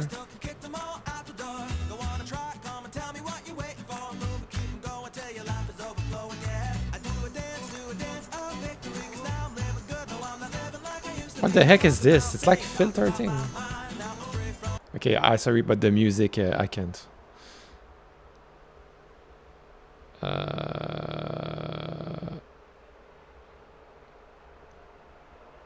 What the heck is this?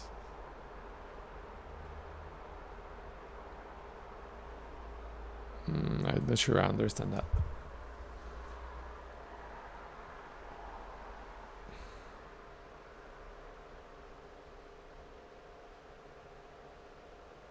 What the heck is this?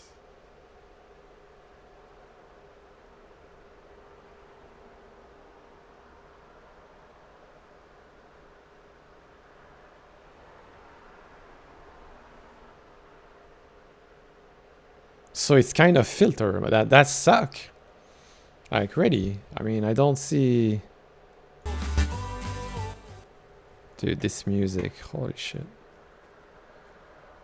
It's kind of effect on the screen, but that's so bad.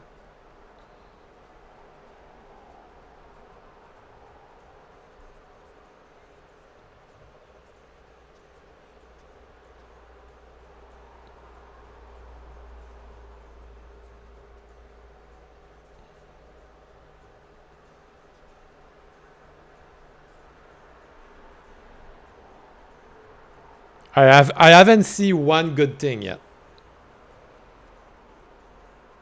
Haven't seen one good thing yet.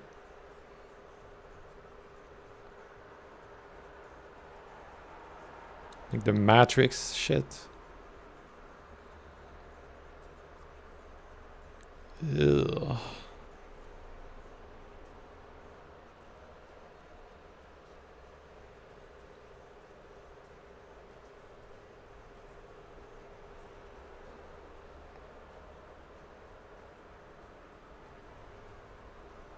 Okay, this is like kind of filter, but it feels so bad. Water. Okay, what the heck? This no. This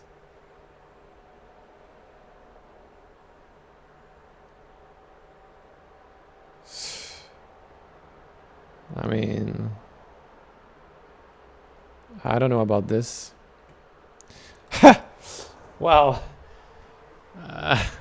I don't think I'm gonna buy this. I guess you need to buy it. Post-processing and re-engine. Let's see.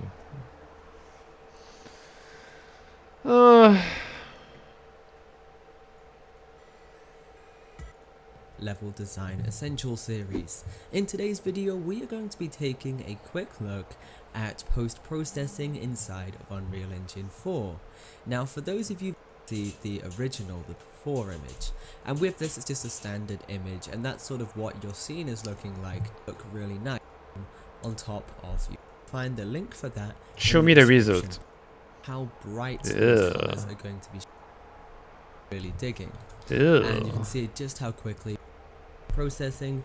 Let me know in the description it's suddenly going to become really unrealistic. So I generally like to have this about 1.1, and that's going to make the colors pop without taking away from the realism in post-processing settings. If you're going to have more than one different area with these different effects, then do that. You can make it more green if you want it to be sort of not really high. So because bad. It's going to And he's showing nothing. It's just like a tutorial. It's so bad. Oh my god.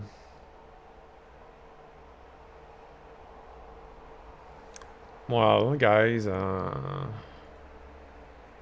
What this does, let me show you. Right, so it's they can be really distracting.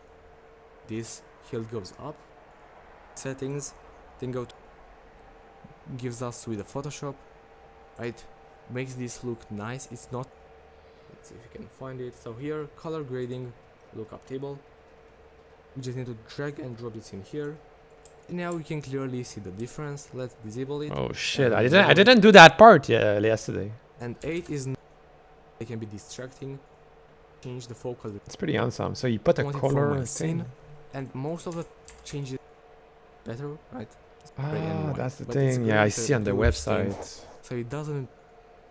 Then just then go to texture group, and here instead of world, let's go and choose color lookup table. And now the compression is going to be gone. It's going to look a little bit better, right? It's going to look. I think we need to go to. Wow, that looks so much to better. mobile tone mapper or film. So it's we cannot find it like this. Let's just search here for color lookup table.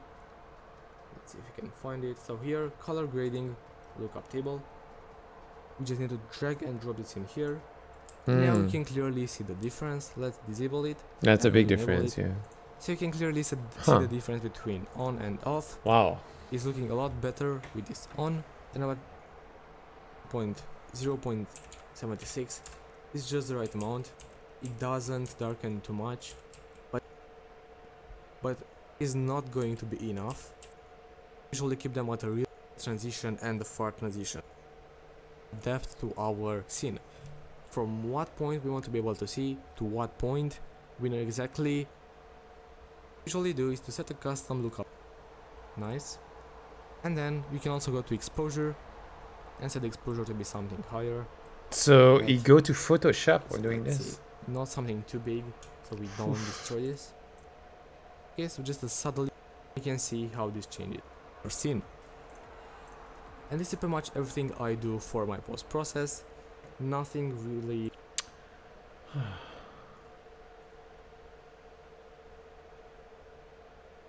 Huh.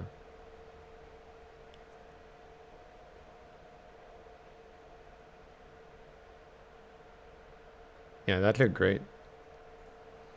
Is disabled. How good or Big bad difference. That's a big difference thing from or appeal this to the eye. to this. Also the tint. Play around. Are the lens effects. Here you'll find depth of field. Using a post process will make it very easy to get a perfect mode for your levels and rendering features. What the heck? The difference is insane. Well,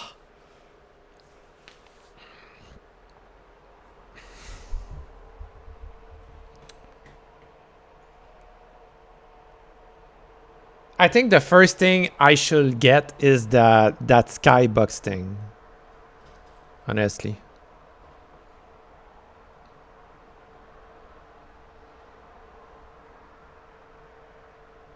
We can check this one. Hey everyone, today I'm going to go through how I achieve certain, which is usually something I come back to.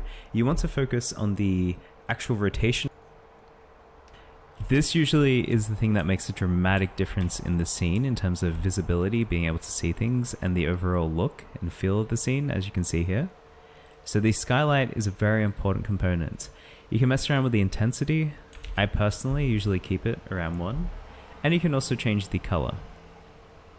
I will show you in a little bit what the light color does itself. Generally, when I'm doing these environments, get rid of this color determined by some position. color without messing around with some of these other effects. I'm just going to put that a bit over here. Without messing around with the horizon and zenith color. So let's have a look at this. The zenith is the color at the top. So obviously I can change that to quite a few different things. And the horizon color is this color over here that you'll see now. And how I like to work with this usually is, whoops, just gonna disable that. How I like to work with this usually is kind of like a gradient effect. So this color will be darker, this color will be lighter, and then it'll keep on getting lighter to the overall color. The cloud color, as you can see here, there are clouds. White is usually a good default, but of course if you're going for something a bit unique and you're doing something different, you can change that. But I personally don't mess around with that too much. Outside of that, you have the cloud opacity. I actually turn this up. Here's the original value. So if I just click here, you can't really see them. But in this scene, I thought it looked quite nice to have these clouds that added it in the background at least. I always over the sky sphere be that strong at all. And when I before, so the gamma added, but for this scene it didn't suit. Ugh. So bad. It looks so bad. Terrible. He completely messed up.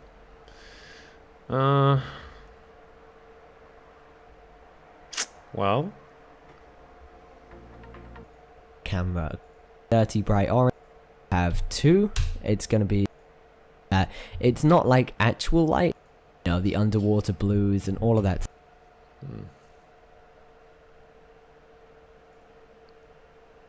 Advance post proceed. Oh, that seems like What's going on, guys? This is your boy Astrum Sensei, and welcome back to Unreal.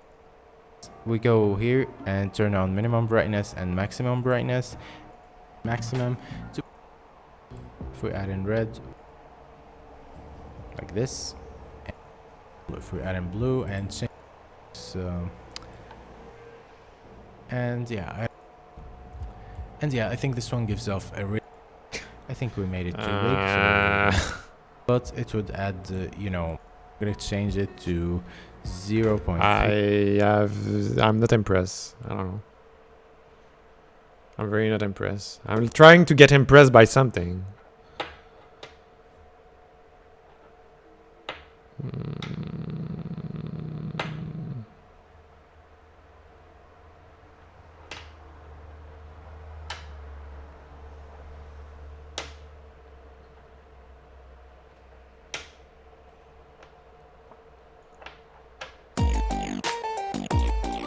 Hi everyone and welcome to our lighting series. In this episode we're going to cover the post-process. Next we're going to be covering if you want the level to feel colder, you can make it feel it's only affecting it up. And again, that's another way of lighting up your access to Discord as well as I think the sky dynamic lighting is exactly what I'm looking for. That's what I think, and I'm gonna have to pay $20 for it. But I think this is exactly what I'm looking for.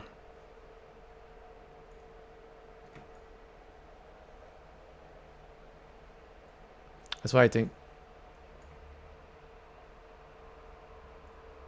Okay. So, alright. Okay, I'm done. I'm done for today. Damn, I learned a lot. So we learn texture optimization. We learn basically that, so basically it doesn't change anything. It's really depend of your PC, and Unreal Engine already rendering different level of texture. Well, if you put automatic setup, but you can adjust like the range depending of your game. And so that part I understand. So I don't need to deal with that much. It's really depend of the computer. So the big problem will be if you have a very nice computer and there's some zone you lagging with a very good computer, now you have a problem. So now you need to reduce this stuff. But other than that, It's fine.